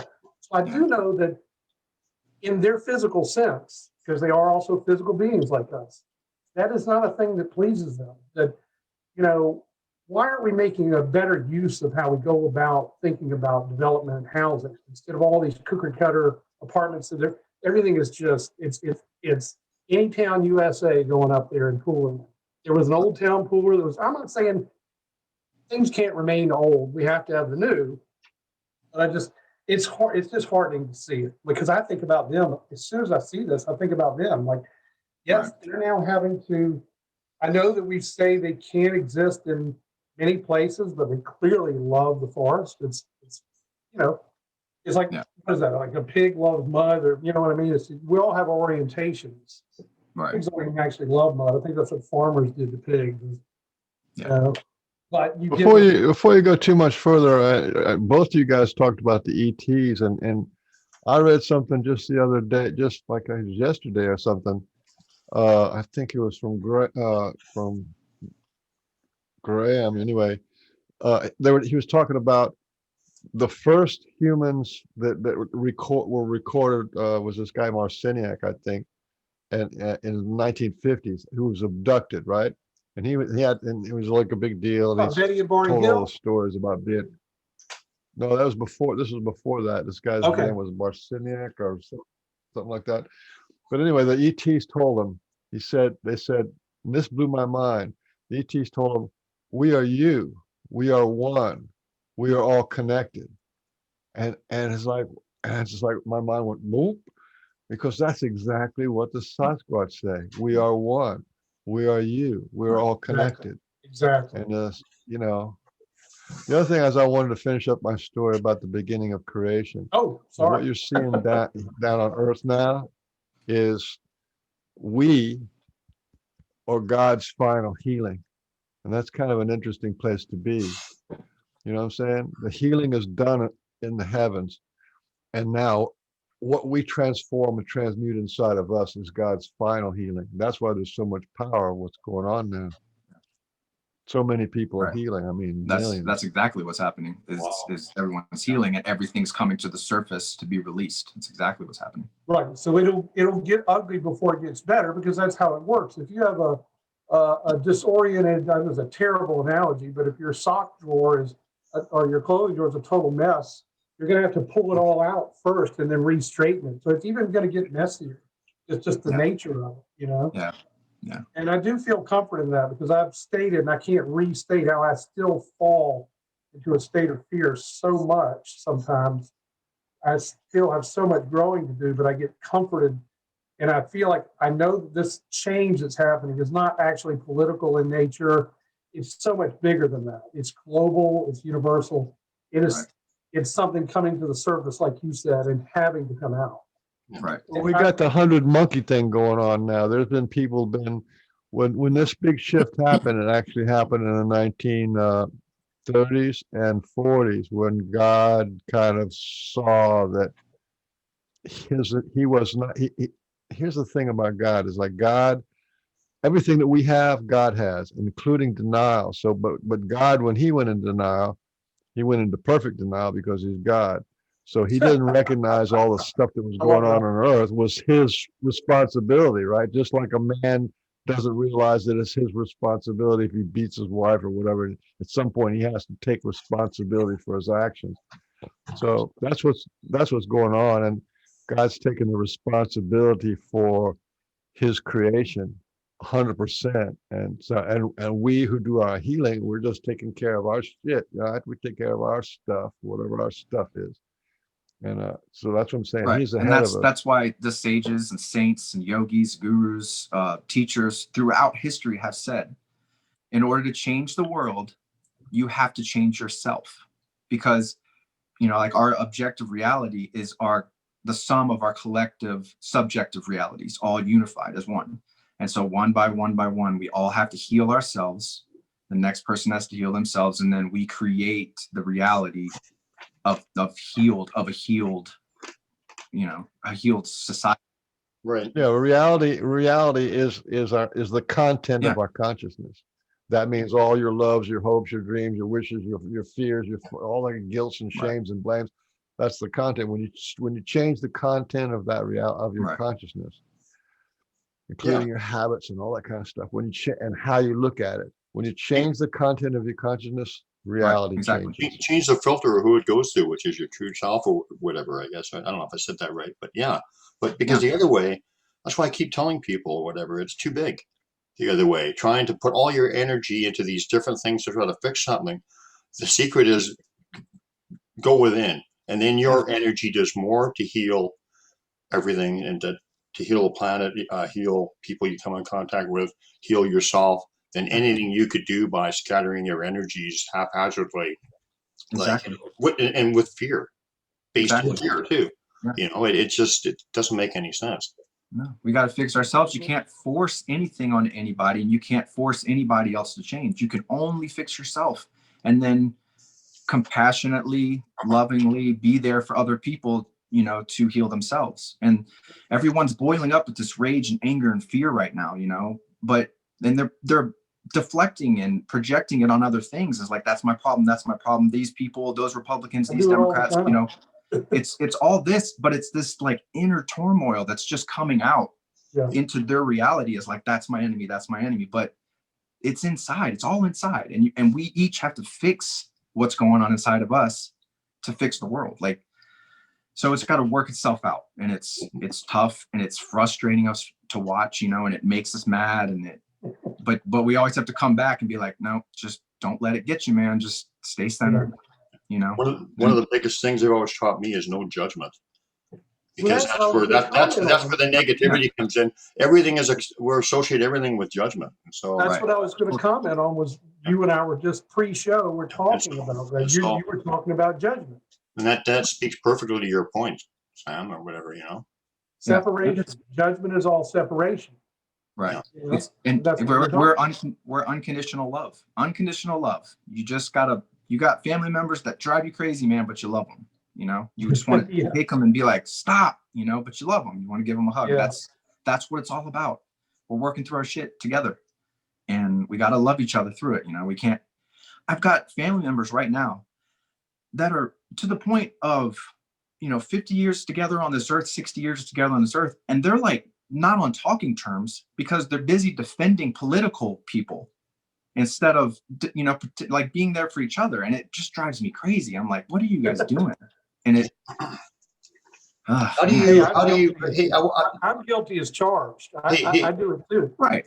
I hope I'm not stepping out of line, because I love you guys in the States. I love you guys.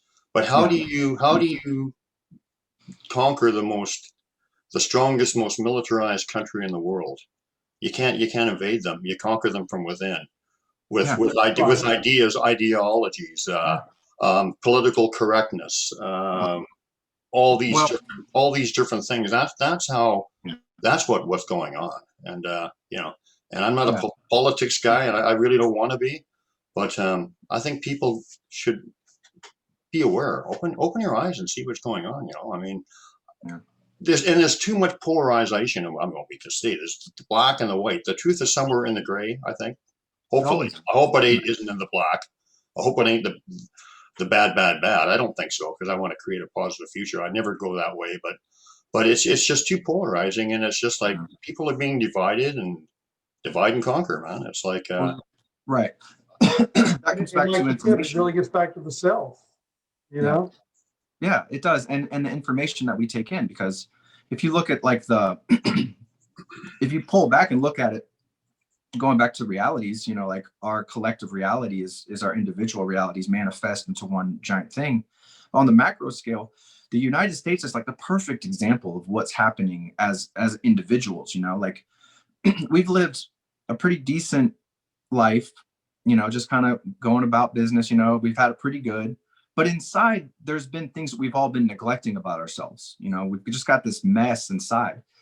And we feel like something's wrong. We're not real sure. So we look at the media, or we look at whoever, and they're like, oh, these people are. And then you start to resonate with whoever you resonate with. And then you feel like that's the enemy.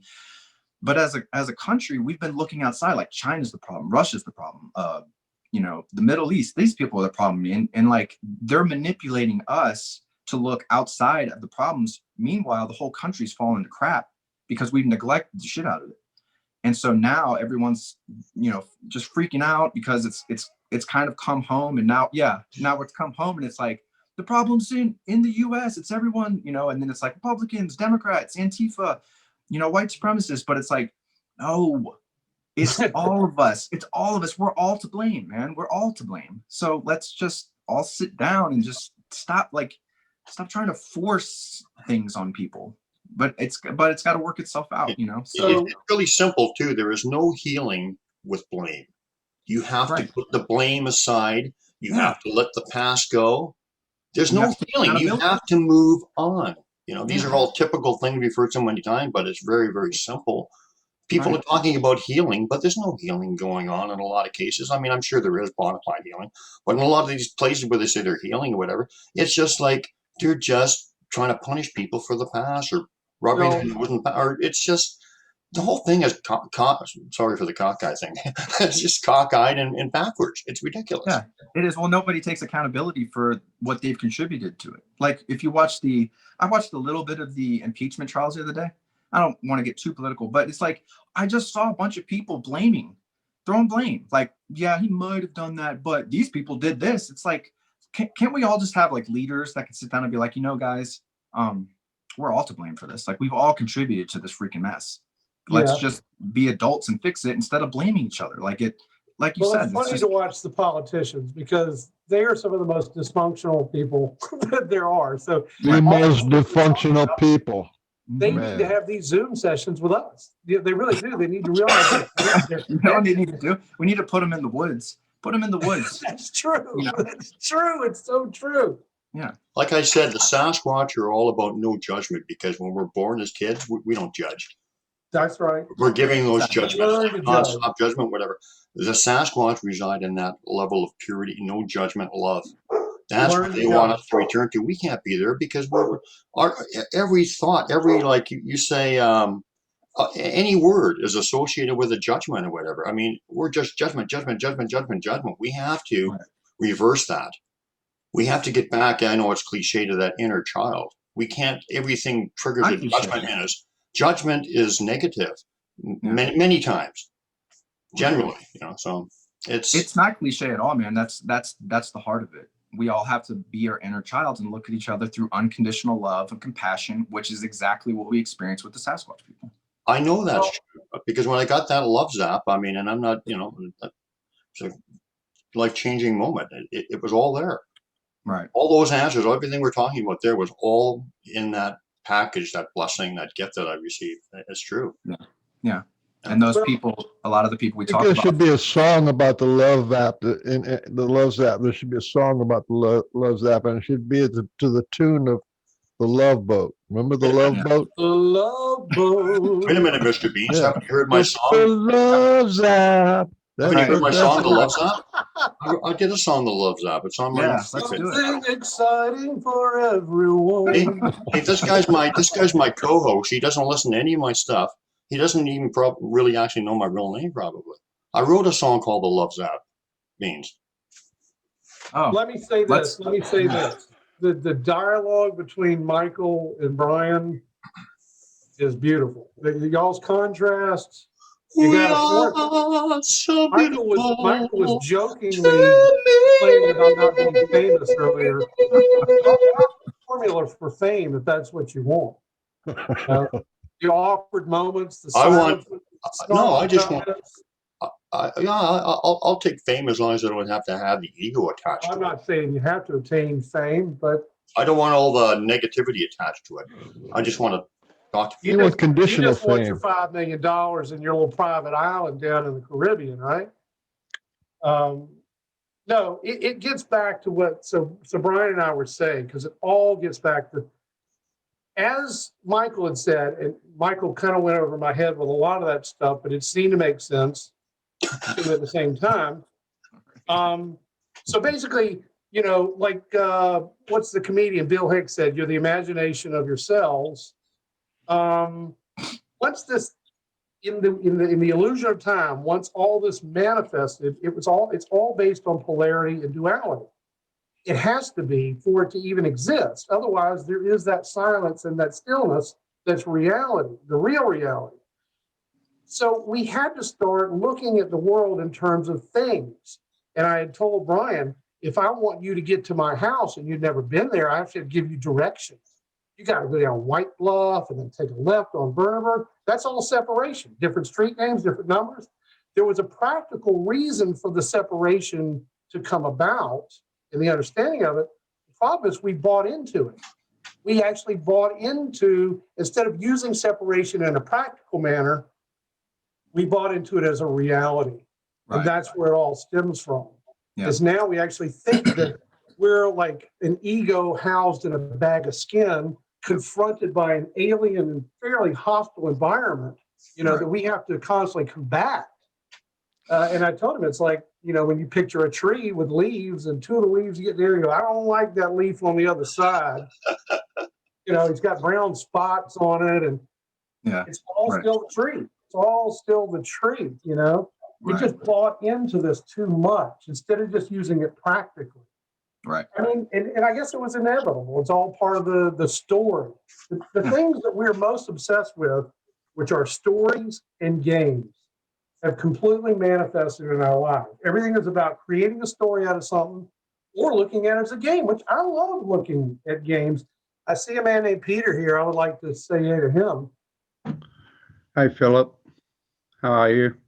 I'm Peter doing well. How John are you? Graham, welcome. Hey, Michael, Brian, Welcome. and hang on, how we got Sam Sam as Chandler, well. Sam How you Chandler. Sam? Hey, how you doing? It's Yeah, kind of hard good, for me to mate. see from my screen. There we go. Yeah, So I've go just ahead been there, watching. Philip. What were you saying?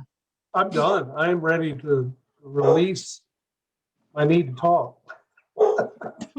Hey, Brian, like going back to the Love Zap thing, how many people do you think you would be the same person today if you had never experienced that?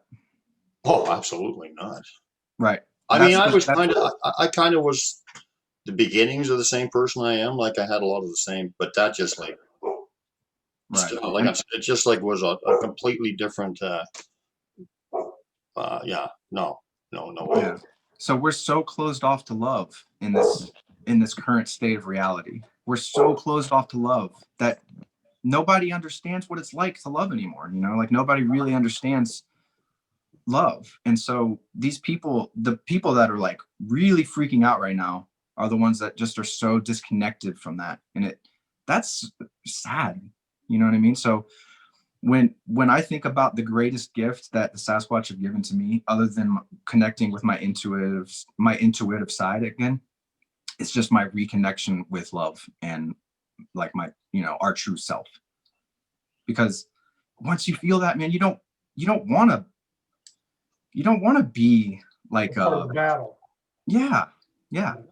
You can't. None of that judgment and prejudice. None of that stuff can exist in that state. No. It just isn't there, and that's why the Sasquatch are trying to introduce us to that. Yeah. Yeah. And the ET people too. Yes, I of course. posted a video the other day, and the video was of one of my conspiracy guys, and I posted a big quote above the video, and my friend John from Maine just commented, "Step away, Philip." And at first I felt so much resistance. She's Right. challenging me. Right. And now that I've let it sit and stew, I told myself, don't comment back. Like the comment to acknowledge it. I know this is silly social media stuff, but I did. Yeah. And I had to go stew and I had to go sit with it. And I'm like, thank you, John. Yeah. You're right. That's perfect, man. That's perfect. That's exactly what people need to do. I posted something about conspiracy theories a couple of months ago, and it wasn't totally negative. I was just like, look, conspiracy theories, some of them are true. We all know that, but they're being used nowadays as a way to bypass and just deflect and throw blame on things. We're using, like, not everyone, but we're overusing it as a bypass. And I said something about that, and a lot of people got mad at me because of it. And and it's probably the same thing, you feel that reaction at first, and and you respond to it out of reaction. But it's a mess. It's all a mess, dude. It is. And it's still looking outward instead of inward. Even if the conspiracies on some level are true, and I could easily go down that rabbit hole, although I don't think any of us want to. We've all been there already. Yeah. It's still us looking outward instead of, like you said, you can't manipulate this stuff. If, you can look inward though and go, what about me needs correction? Right. They talk about markets. The market's going to correct itself. My market needs and is forcing the correction right now. Right. And I need that, and that's why this show for me has been, it's been amazing just to get all these reminders in the show from people that clearly have spent time experiencing it. What it all gets back to, it gets back to Sasquatch. Like for me, just because they're teachers, and they're not, maybe they've adapted to bypass the drama. Maybe they experienced a massive period in their development somewhere drama like we are. I don't know that. I have no idea, but they've evolved to be playful, to be loving, to live life, to do the hard stuff too. I've got to find food, while they're in this aspect of reality. I think they abide by our laws. You've got to shit, you've got to eat, but they can clearly still, I don't want to abide by these laws, so I'm going to use some of my own laws, which are still within the realm of the laws that we just forgot how to use. Right. Yeah. Right. Exactly. Well, they're also born into like their culture of what they're taught, how to exist, survive, find Yeah. food, find water, Yeah. how to deal with the elements. But they're also taught the spiritual side of life, where in our culture, we're taught the total opposite. We're taught how to be consumers and how to be a better human, or a better Citizen. Yeah. And we're not taught any of those other things. You know what I Yeah. mean? So that creates the mess that we're in right now. And Well, because those things, if you're taught, they create connection, and right. let's face it, we've been manipulated for thousands and thousands and thousands of years by people who want to keep us separated with fear, so that they can control us, right? So, Well, basically. they keep us I separated. am you and you are me and we are he when we are all together. Nice. They keep us separated by getting us to create everything into category all the time. When we're categorizing things, we're operating from the subconscious, which diverts us from the conscious mind. When we're in the conscious mind, we're thinking love, creativity, beauty, all of those, good things, create all those good endorphins and whatnot. But when we have to do our routine life and whatnot, we're operating from the subconscious, and often that's from the age of around 0 to 7 years of age up to 10 years of age. Right. And all that happens from there will depend on how we run our lives afterwards. And so the idea is to keep us running from our subconscious patterns all the time that have been formed from childhood. Yeah. And Sasquatch know this. Sasquatch, they know that's why, when they contact you, you feel peace, you feel love, they send you love. And immediately what they're doing is breaking that pattern of your subconscious thoughts. Like even when you hear them in the bush or that, your first thought is that you're trying to you're running through these categories in your mind of oh, that's a branch breaking. Could it be just a tree fall, or is it a bird landing on the branch, or right. what's that cracking sound? And you're going to the logic of it until they get into your conscious mind. They send you that loves that, and then you're in the conscious mind, and then straight away from there you stop operating from the subconscious, and that's the message. So they've just done what they've needed to do right there. They've just broken you from your subconscious pattern, brought you into consciousness, and then you can start dreaming about, yes, I love what Sasquatch are doing. I like what I'm seeing, or just enjoying what's around you as you're walking through the bush or wherever you're present. But they're bringing you into the present, and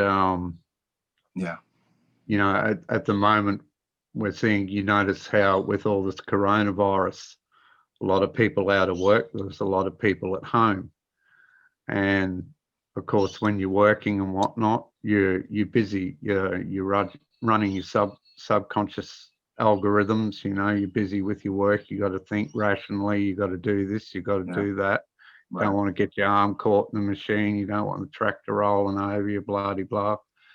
And so, with everyone at home, and with this has coincided in a lot of people with a lot of downtime watching YouTube and whatever different social media platforms, right? And the algorithms for all this misinformation and ramping up have all been ramped up as well, and they'll come in one after the other with disinformation and getting everyone distracted from being in their conscious mind, getting them into fear and and anxiousness and and there's all the other stuff that goes on privately at home, and people who aren't used to being home together, they're all fighting and whatnot because they're used to having their space and they're not getting it. Right. And that's all the same. It's all designed to keep us away from our conscious mind, because when we're in a conscious mind, we're creating with love. And you were saying before, I think it was Brian was saying, how do we defeat, a great war machine? How do we defeat the warmongers? Well, how you defeat the warmongers is by creating consciously and setting that example so that people around you can see that, oh, okay, well, he lives in the same dysfunctional community that I live in, yet he's creating his dream. He's living his best life. Right. And he's able to do it. And by sheer example, and like Sam was saying before, you can't make people do anything. You can't tell people. You can try to, but you can expect to get a lot of resistance about it because everyone's themselves. So, you operate by example. You create through consciousness, your best example of yourself, the best example of what your life is. When you're operating from consciousness, from love, then you're creating your own truth. Right. And then when people see that as an example, then they can say, well, if he can do that in the middle of a fucked up world in a dysfunctional neighborhood, well, maybe I can do that too. It's possible. Yeah, totally. And you plant the seed and so on and so forth. And that's when people start putting down their guns, they start seeing, they say, well, okay, it is possible to be able to get what I need to create my best life without necessarily having to do it at gunpoint. There are other ways to do it. We weren't taught this as children. We weren't taught this as teenagers, and it's certainly not common speak around the workplace either, because everyone's head down, bum up, because the boss might be watching, so yeah. So, but basically the point to get across is that when we try to operate and rationalize all the time, we're categorizing. Yeah. Okay. Right. It's from a psychological point of view. And judgment comes into this as well. Judgment is categorization. Absolutely. Right. And when we're in that state, we're operating from our subconscious mind, from all that we've been taught from zero to now. Right. And when you're there, consciousness is not awake. And so you've got to be able to put aside that stuff. You've got to distract yourself from that. And so that you can allow yourself to create consciousness. And the best way to do that is to bring on any loving feeling. Yeah. Any loving vibe will straight away take you out of subconscious into conscious mind. Yep. And then from there, you just got to try and hold yourself there. And it's hard to do, we all got to, we got to live, we got to survive, we got to. Basketball on the fingertip. Yeah, it is. It's hard, man. It's hard. Yeah. And you're totally right. And then when people do start to bring their awareness from the subconscious sleepwalking body into their consciousness, and it's people like us that are shown this love from the Sasquatch people. Like, it's our jobs to be here with open arms for those people that wake up and they want to change, and they're afraid that if they change, they're going to be judged, by their friends or whoever, and ridiculed. Be like, oh man, you changed. It's for people like us. We have to be there without judgment, with compassion, with open arms, which is exactly what we get from the Sasquatch people. And we have to be there for those people and be like, come on, man, it's fine. You messed up. It's totally understandable. We've all been there. Just come back. And one by one, everyone has to wake up and put our awareness onto like conscious thought, like what Peter was saying. Yeah. I agree And with that every word Peter said. consciousness Every Yeah. every word you said was absolutely true. that consciousness has got to include a dream. It's got to be a plan. You have to be able to use your active imagination to create your future, where you see yourself, where you want to be. Yep. A lot of people, the reason that they stay in the same old program is because of fear, because they can't imagine a life outside of the life that they have now. And, you know, and they're afraid that change is going to mean that they're going to lose things. Absolutely. And the truth of it is they are going to lose things, but it's not going to be anything that was ever any good to them. And they don't realize that they can change and create something better.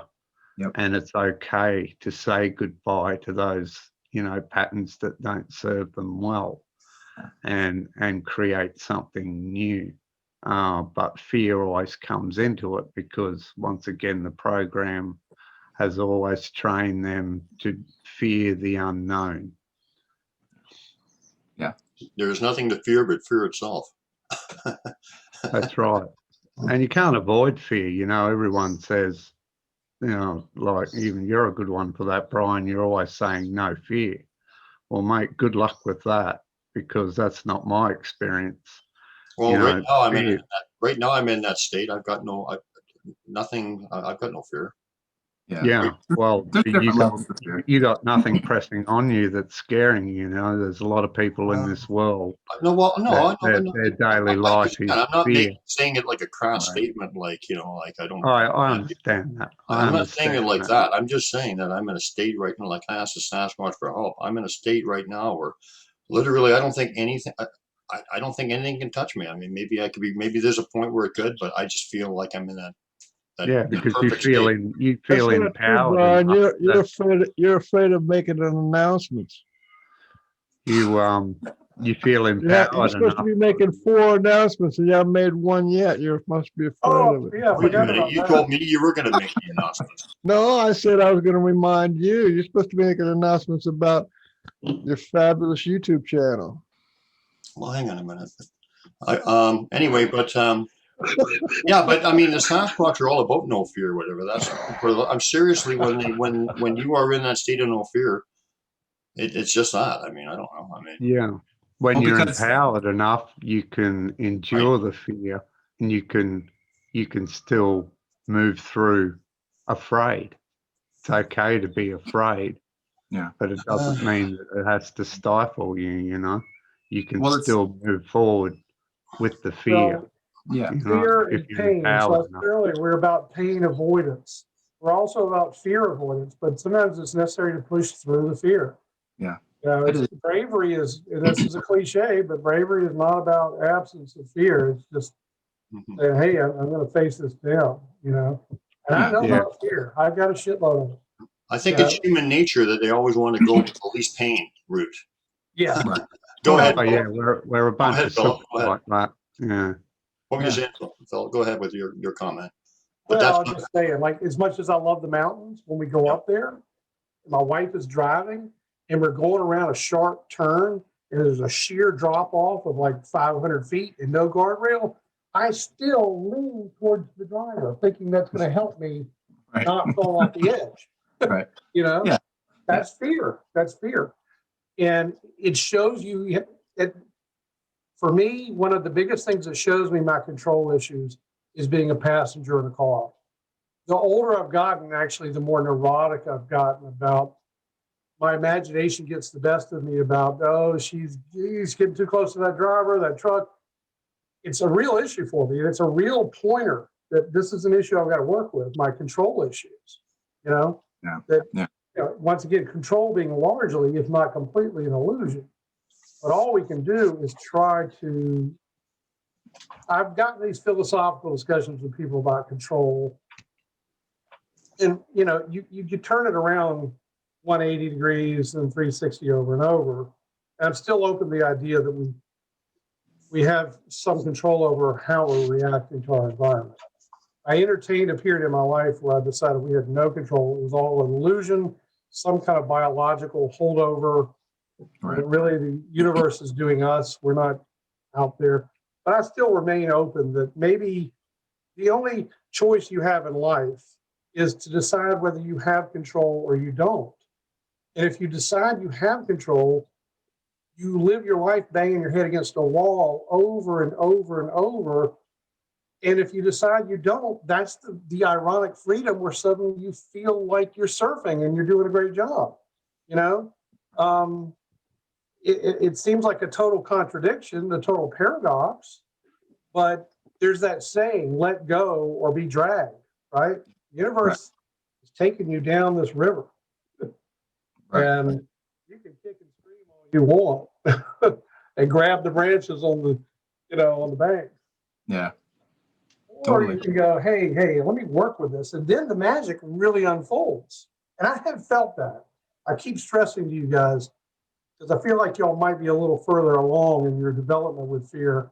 But I'm still in a huge fear state. And I still only really understand the difference intellectually. And it cropped up 2 days ago in a car drive to go get those boxes I was talking about.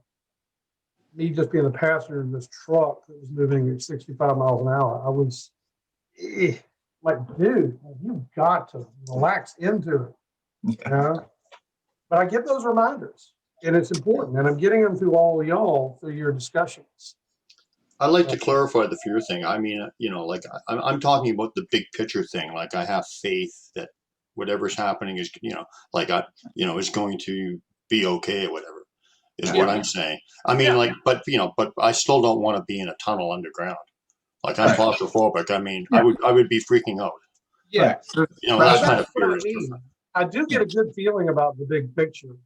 But let me know. I just want to while I just have, yes, Beans, you're up next. Just while I have this point, if we all know Sasquatch know about time and the manipulation of time or whatever, and that it doesn't exist for them, and like something 5 years ago that happened is actually to them, it's just like right now, right? I've seen that through all kinds of examples or whatever. I mean, they show me personally. So if we all know that, then I've talked to Sue about this too. The Sasquatch are obviously investing, and other guides are investing a lot of time in people, waking them up at this crucial time, right? And, time, a lot of time words, but at this crucial time in our history or whatever. I mean, if they thought that they were a losing proposition, if they didn't think that there was something good or something positive going to come of it, why would they be wasting their time? Right. Right? Yeah. I mean, time does not exist for them in the 3D linear way like it does for us. So they know eventually something good is going to happen. Yeah. And so, it's beginning. So we have to, no matter how bad it looks, I suppose we have to be kind of like, all right, let's get it on. Let's get this change going. Yeah. Well, there's rational fear and irrational fear, and a lot of people have never experienced the other end of the spectrum of fear, which is love. And so if fear is all you've known your whole life, that's all. I mean, you'll never know the difference in anything in life until you experience love. And so that's a powerful point. Go ahead. Yeah, it is powerful. Yeah. And so, like for me, when V took me into my heart and we came out the other side, and I saw what we are, where we come from, where we go, and every person I'm looking at on my screen right now, and every person that's listening, everyone around me in the physical world, we all come from one place, man, one thing. That's where we're connected. A lot of people have the problem putting the all one thing, putting that concept together in this physical reality when we can physically look at separate people like individuals. But that's just as physical. But when it comes back to the spirit, and when we pull within and go inside and come where we manifested from is one thing. We're all one thing, looking at the world from different perspectives. And if the world would end today, like if the world blew up today, we'd all be right back there. And it's love. It's just love. That's it. 100% love and light. That's it. It sounds corny. It sounds cliche. It's one of those things that people are always like, oh, you're the love and lighter. I'm like, you're damn right, man, because that's exactly what we are. That's what it is. And I wanted to say, well, when I was in that love state, one of the most interesting and most dramatic realizations I had is that I wasn't thinking, and thinking wasn't important. I didn't have to ponder things.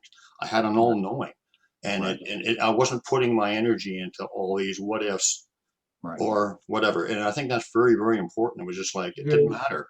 I was part of everything. I didn't have to question.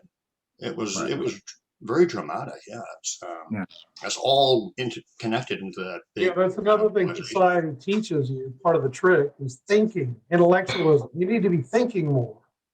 And I think thinking is part of our enemy. We overthink and we drive ourselves into a state of madness by overthinking things. Mm-hmm. Because our thinking is so tied into judgment. Yes. Yeah. Separation, judgment. Yeah, filters. This or that. Filters. We filter everything. We filter everything we take in. We filter everything that we put out.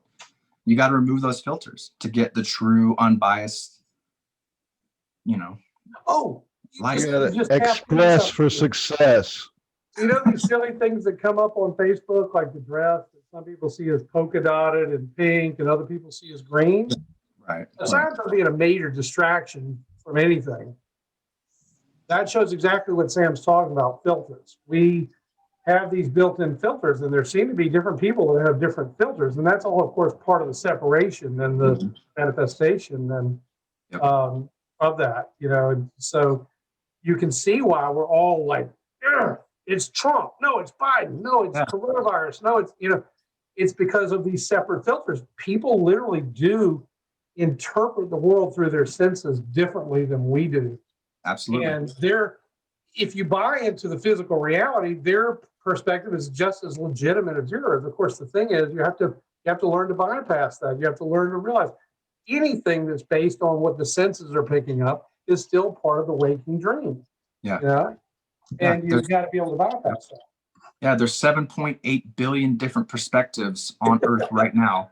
Yeah. And there's people that are kind of close to your perspective, and there's people that are on the other end of the spectrum living a totally different subjective reality than you're living. And we call a lot of them crazy. Exactly. Like that person. And we're crazy. Right. Yeah, exactly. Yeah. Yeah, that's great. On the issue of fear, okay? Mostly what we do, the mind can create fear, and you think about stuff, and then that evokes a kind of a fear response. But mostly what we do is suppress. We suppress our fear, repress our anger. But fear and anger are part of love. They're extensions of love. But here's what happens. If you think of in terms of voice, you can only sing so high of a note. Right? You can only go so high. Do that again. And you can only go so low. I would say especially you. There's a limit. Especially you. There's a limit to how high you can go, and there's a limit to how low you can go. Yeah. And fear is the same way. I don't think you got that limit. And try to live normally, because we suppress and try to live normally and talk over each other, that we don't really get a chance to express our fear into terror. Because when you express your fear into terror, you find that it has an end. It ends. Absolutely. When you express your rage into murderous rage, you find out that it has an end. When you reach the end of fear and the end of terror through expression, then you always know where the balance point is. And the balance point is, like you said, is in your heart.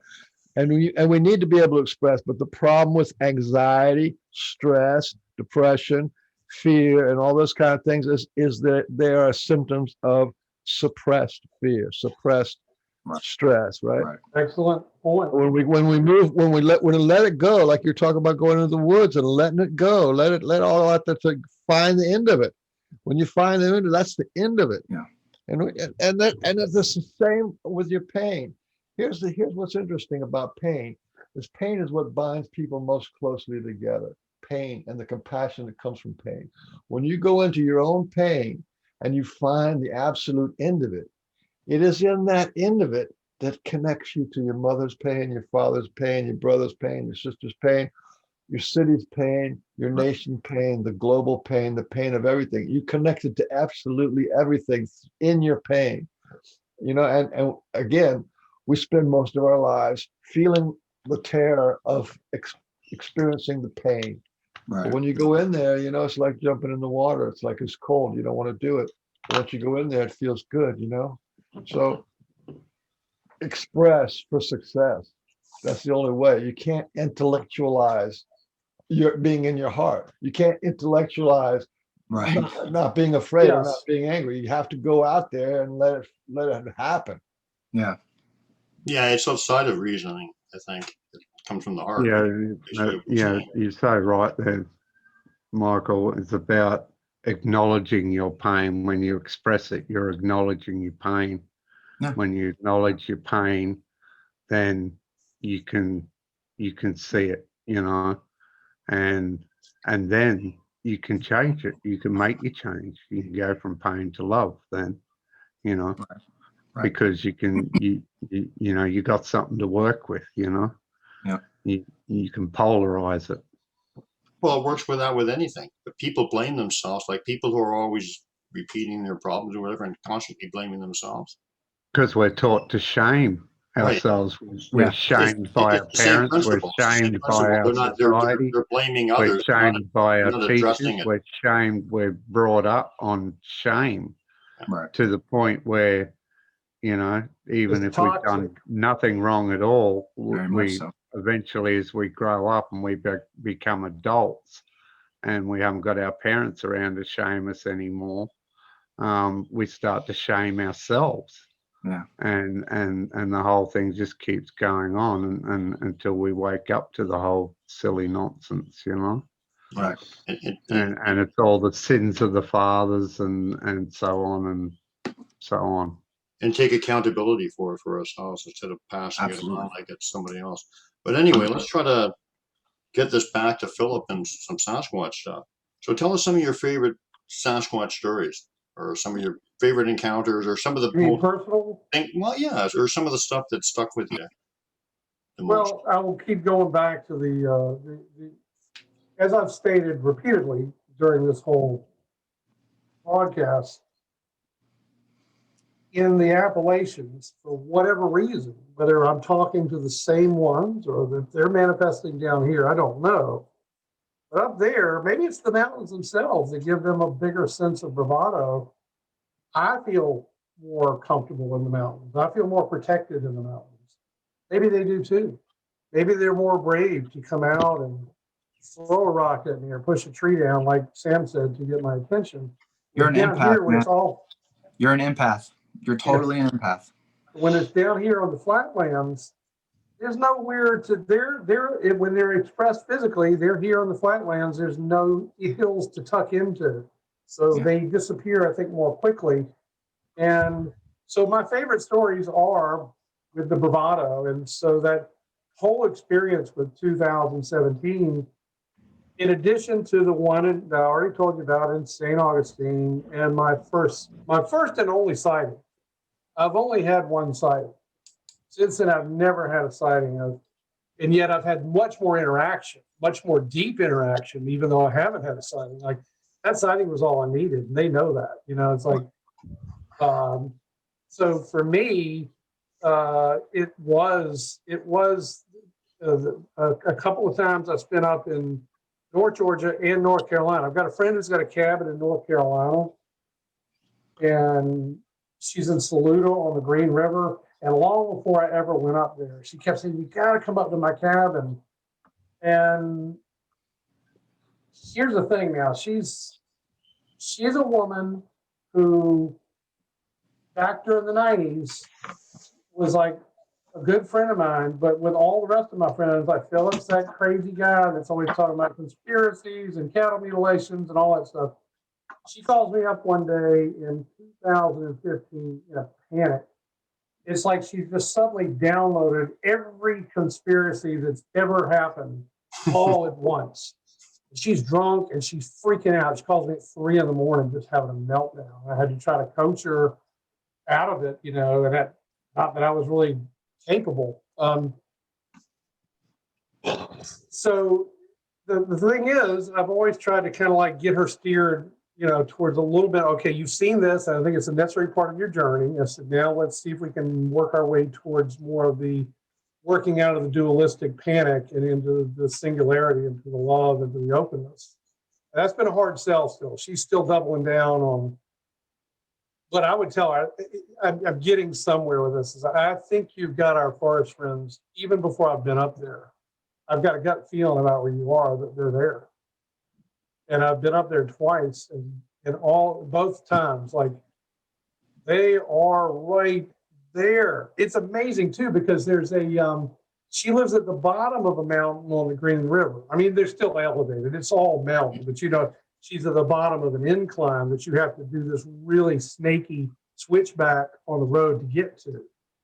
And there's a, what do you call it? The zip line. There's a zip line tour that starts at the top of the mountain. It's a 3-hour zip line ride. You zip line to like a platform, and then you have to hike and get to another zip line. Right. So you think, well, there's humans squiggling in and out of this thing with a kind of top-down view as they're going down the mountain for 3 hours. But these beings are right there in and among them, completely. I've had the experiences with them. It was amazing. Once again, a reaffirmation, like what Sam was talking about, how they can be right next to you. These guys are ziplining down the mountain and hooting and hollering and having a hell of a time. And they don't even know that their brethren are right there watching them and not even afraid, and so that was incredible. And I had that was the first time it was the second time when I made a massive triangle with sticks. I say massive, not massive.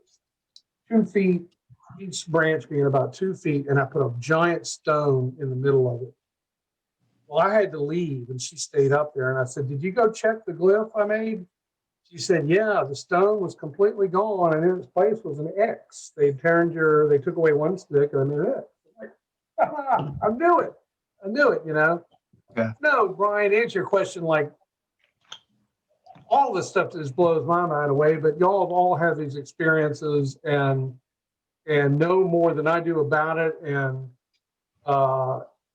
I'm still learning. I've had enough happen to where I am in that stage of knowing. I'm not in believing anymore, disbelieving. And that's a great place to be, no matter what we talk about. People are always like, oh, you believe in this, you believe in that, or you disbelieve. Disbelief is the same coin, just the opposite side. It's the religious belief that something doesn't exist. Just like belief is a religious belief that something does exist. I guess prior to 1996, I believed in Sasquatch. I wanted it to be real. And then in 1996, in that event in the canoe, that option was taken away from me. Like, there was no more option. It just presented itself to me. And now I couldn't be in a state of belief. I was like, holy shit. How do I process this? And I chose to stuff it down. As I said, I chose to stuff it down. My roommate and I never talked about it. But I could go on about little war stories here and there. And well, why don't you tell a story about Alaska and the song, and the one you called me about that like a few months ago. Remember that? That was an amazing connection. Alaska? Yeah, the lady in Alaska who said, well, your song was one of her favorite songs, and remember that? Oh no, that's my friend Jill. She's been in Alaska. She's the one I was talking about earlier that I had a big conversation with yesterday for the first time in years.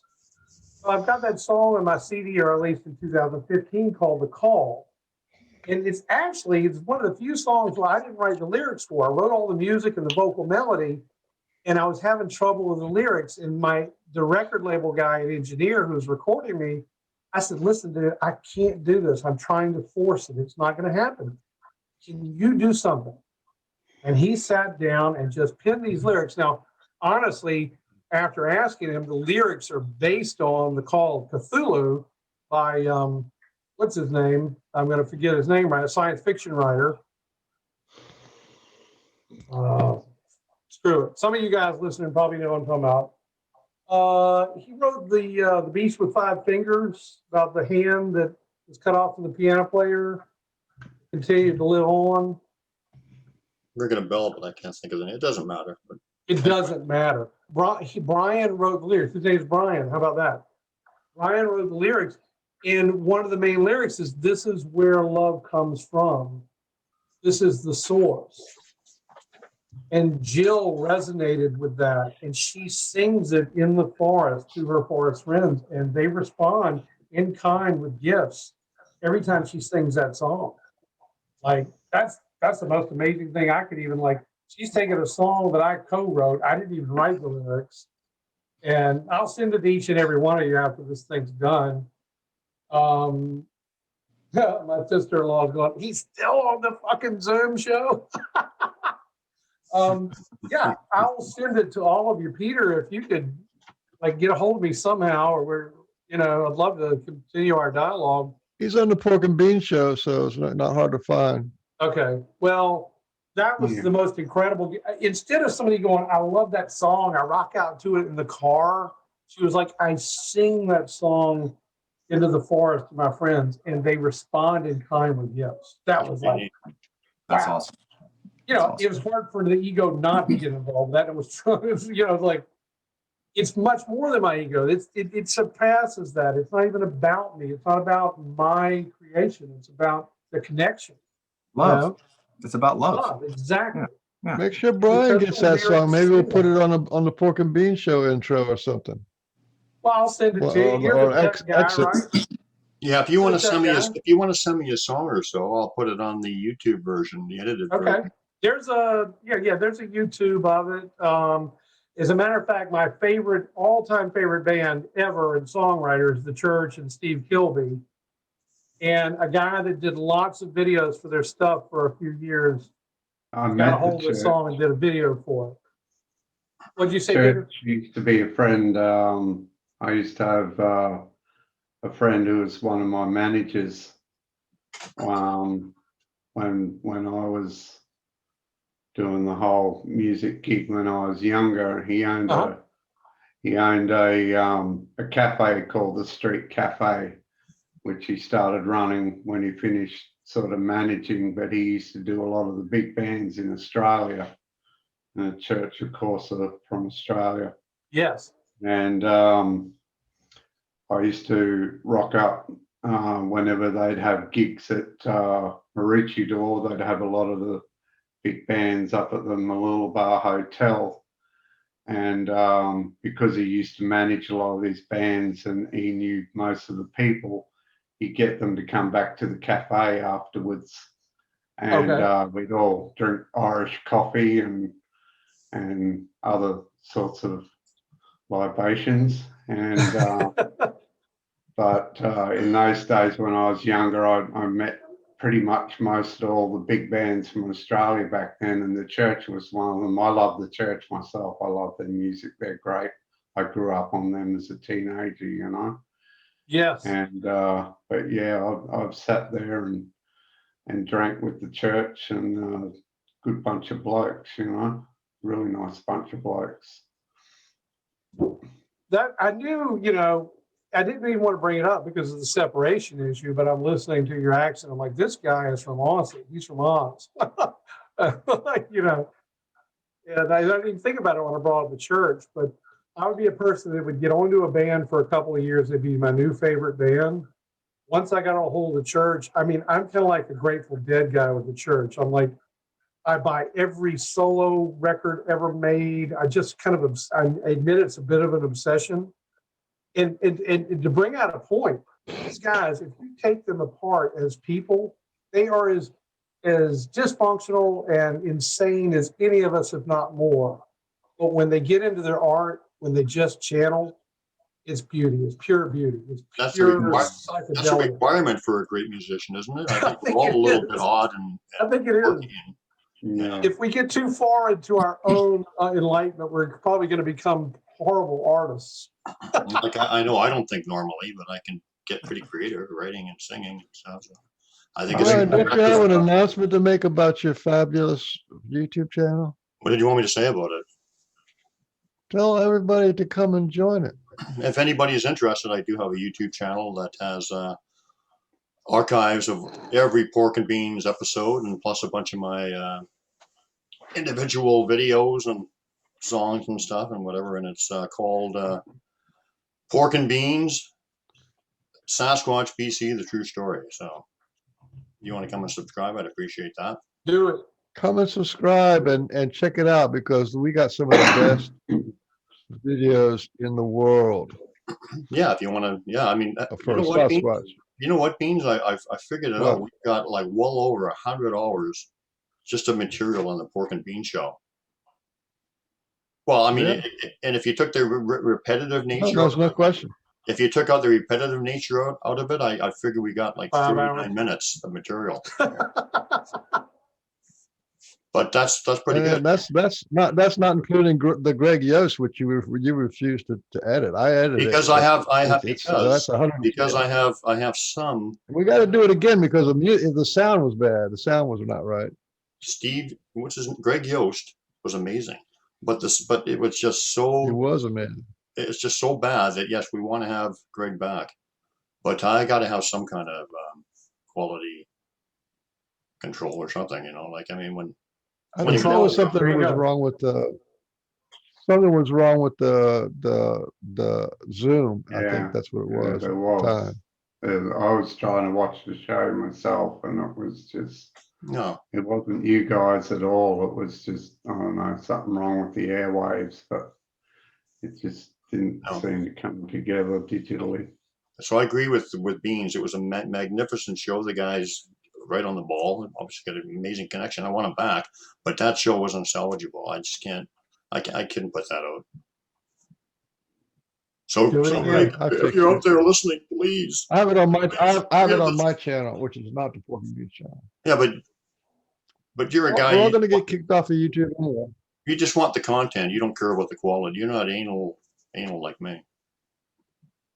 He's like one You of do those some low amazing. five You do some amazing setups, man. Yeah. You got a real talent for your epic intros. Yeah. Well, if I couldn't, I know that it's funny with those with the YouTube thing or whatever, the little things I do. If I couldn't do those intros and all that stuff, like most people say, they just skip the intro and the ending. That's the only thing I go over those. Like I skip the middle part. I just do the intros and the ending, all the music, or whatever. That's what I'm into. And if I couldn't do that, I wouldn't even do the show. So I don't really care if people like it or not. Just skip it if you don't like it. We're coming up on 3 hours, a little bit. Let's go for a little while longer. Let's go for a little while longer. But I'm gonna. Well, let me read some of the stuff. Some things that people said. Coastal Chick says, Brian, the judgment thing is so true. I've been trying to be super aware of that and change the thoughts and feelings to love and acceptance, patience, practice. Then Deb Matthews says, this is like a quote. She says, but I'll tell you what hermits realize. If you go off into the far, far forest and get very quiet, you'll come to understand that you are connected with everything. That's Alan Watts. And then she followed that up with Deb Matthews says, come to the woods, for here is rest. There is no repose like that of the green, deep woods. Sleep in forgetfulness of all ill. John Moore. And then she had, what is the thing skipping around on that? It says, anticipate a world at peace. Expect health and abundance. Love in your life and in the lives of others. Dr. Wayne Dwyer. And then the last one she did was, I get the control issue when somebody else is driving, Philip. I prefer to be the driver. I think it is a fear of past accidents. My late son, when just before he passed at age 15 and a half, he had a dream he was not going to live much longer. I also had a dream I was driving the car, and in the dream saw him standing in the middle of the street. I ran over him in the dream. A few weeks later, he was hit dead by a Monte Carlo driving 90 miles an hour. And His Old Swizzle says, love you, Mr. Beans. So that's got us caught up. Excuse me. There's one from Susan Funkhauser. You want to hear that one? Wait a minute. See what I mean? Love you, Mr. Beans. Where's the love for the Porkmeister? Where's my love? Susan give you love. She said, Who? Susan, you know that Susan lady? Susan Funkhauser? Yeah. Well, yeah, but she's my girlfriend, man. Well, why don't you? That's her job. Did you know she said something? No, I didn't actually know.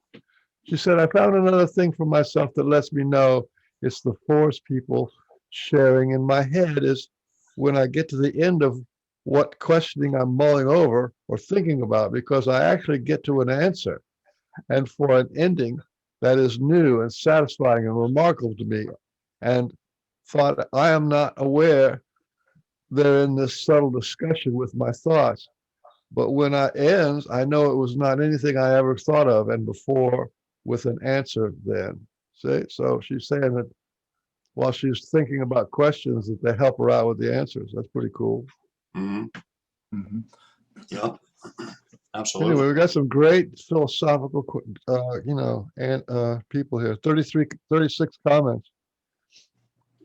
Okay, guys, the activity here, and I don't mean Sasquatch, I mean human, is really picking up. So I am going to have to, unfortunately, bow out now. But I have massively enjoyed this time, and everybody involved, Sam, Brian, Michael. Can I ask you one question? Do you have two minutes? And the listeners. Do you have a couple minutes? I've got 2 minutes. Two minutes and 13 Give us your 2 seconds. minutes. Give us your 2 minutes in closing. What are the Sasquatch doing with you? What are they teaching you? What are they telling you? What are they here for? Give us your spiel on. I think it's a reiteration of what we've been saying this whole time. They are teaching me by nature, as I stated, when I first started getting into the subject seriously, I was full of fear. And I think that was necessary because they're telling me to work through that. They're not going to babysit me and go, oh, they're going to do what they do. And it's me deciding how to react to that. And I think they kind of almost doubled down on that in a way, on their own way to interact. And it was up to me to say, okay, I can choose to keep listening to the horror stories, the websites where people talk about them stealing people. And, I had to end up purging all those out. When I first got back into this, I got on probably 30 Facebook Bigfoot sites. And I still need to purge a lot of those. But the worst of the worst, I had to go because these people were betraying them as monsters. A lot of them either Killing Sasquatch drives me up the wall. Yeah. So for me, it was them presenting themselves as they are, knowing that it's going to be alarming to somebody who doesn't understand. And it was my journey to learn to. And they threw me a freebie in 15 with the flower. They did. They threw me a freebie. They said, "Okay, look, you're having a tough time getting the message." And I'm not saying that was their conscious action. Their conscious action was just, sympathy, empathy, compassion. But in the bigger picture, they were also kind of gaming me up a little bit and going, okay, you've been struggling with this and we're going to throw you a bone, and they did. And so for me, it is about them teaching people to learn to be connected, to understand that they already are connected. They just imagine that they're not. And me imagining that I'm not.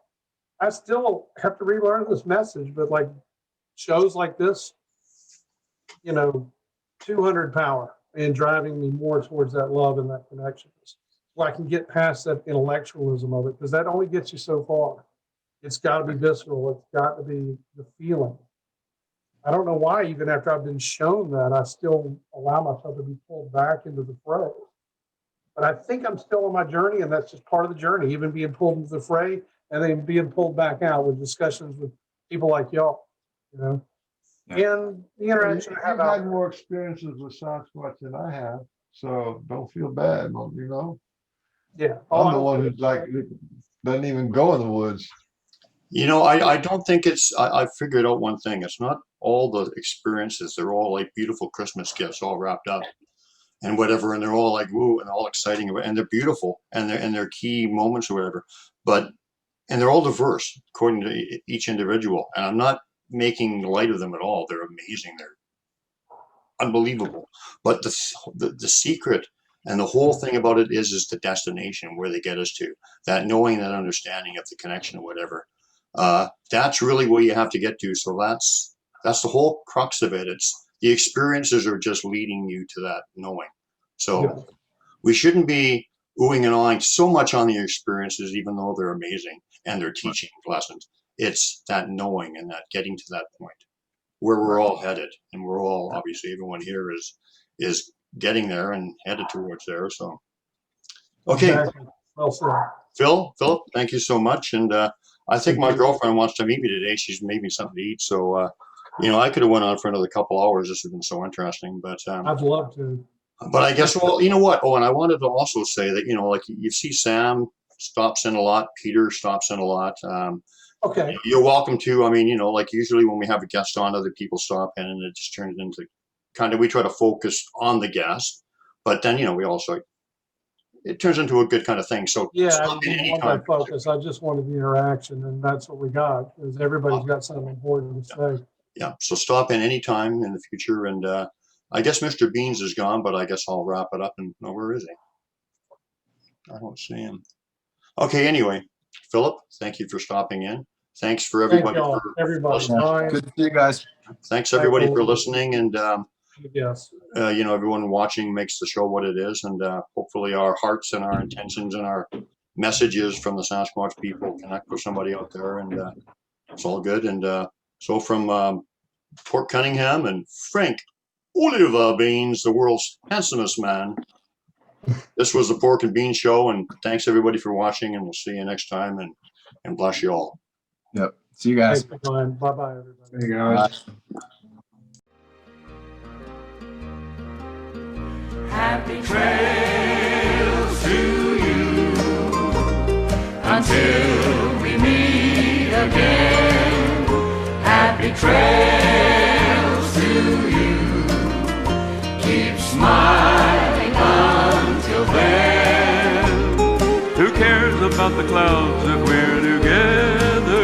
Just sing a song and bring the sunny weather. Happy trails to you till we meet again. Some trails are happy ones.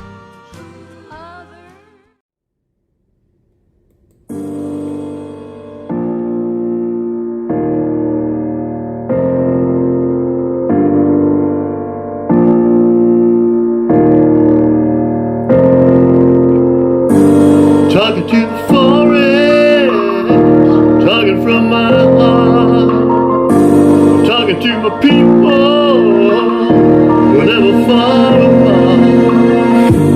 Feel the vibrations, love comes streaming in.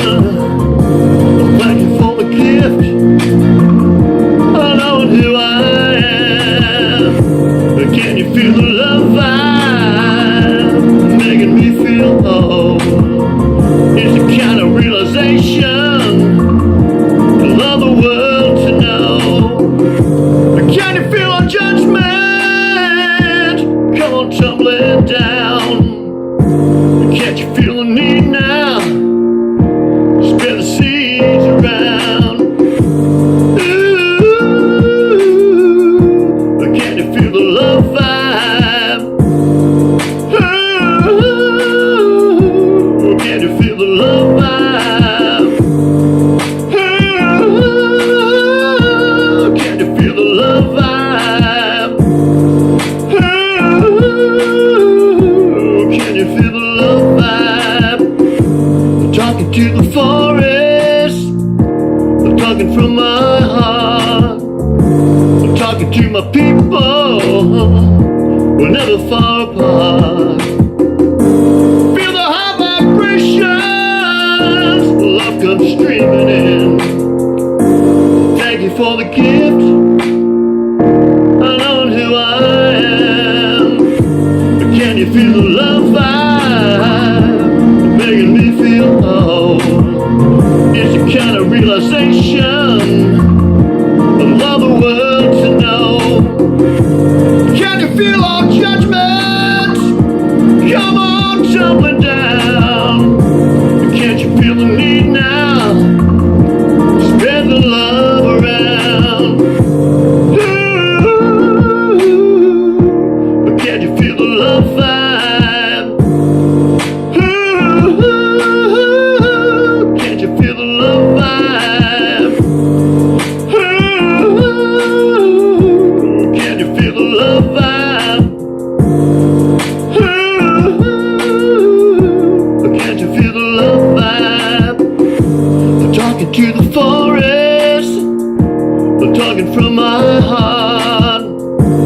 talking to my people, we're never far apart. I feel the high vibrations, love comes streaming in. Well, thank you for the gift, I know I knew I am. But can you feel the love vibe, making me feel whole? It's the kind of realization I'd love the world to know. Can you feel our judgment? Come on, tumbling down. Can you feel the need now? Spread the seas around. Can you feel the love vibe? Ooh. Ooh. Can you feel the love vibe? Ooh. Can you feel the love vibe?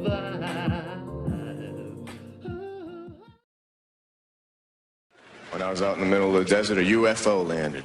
3 1-inch tall guys get out. They walked over to me. I said, "Are you really 1 inch tall?" They said, "No, we're really very far away."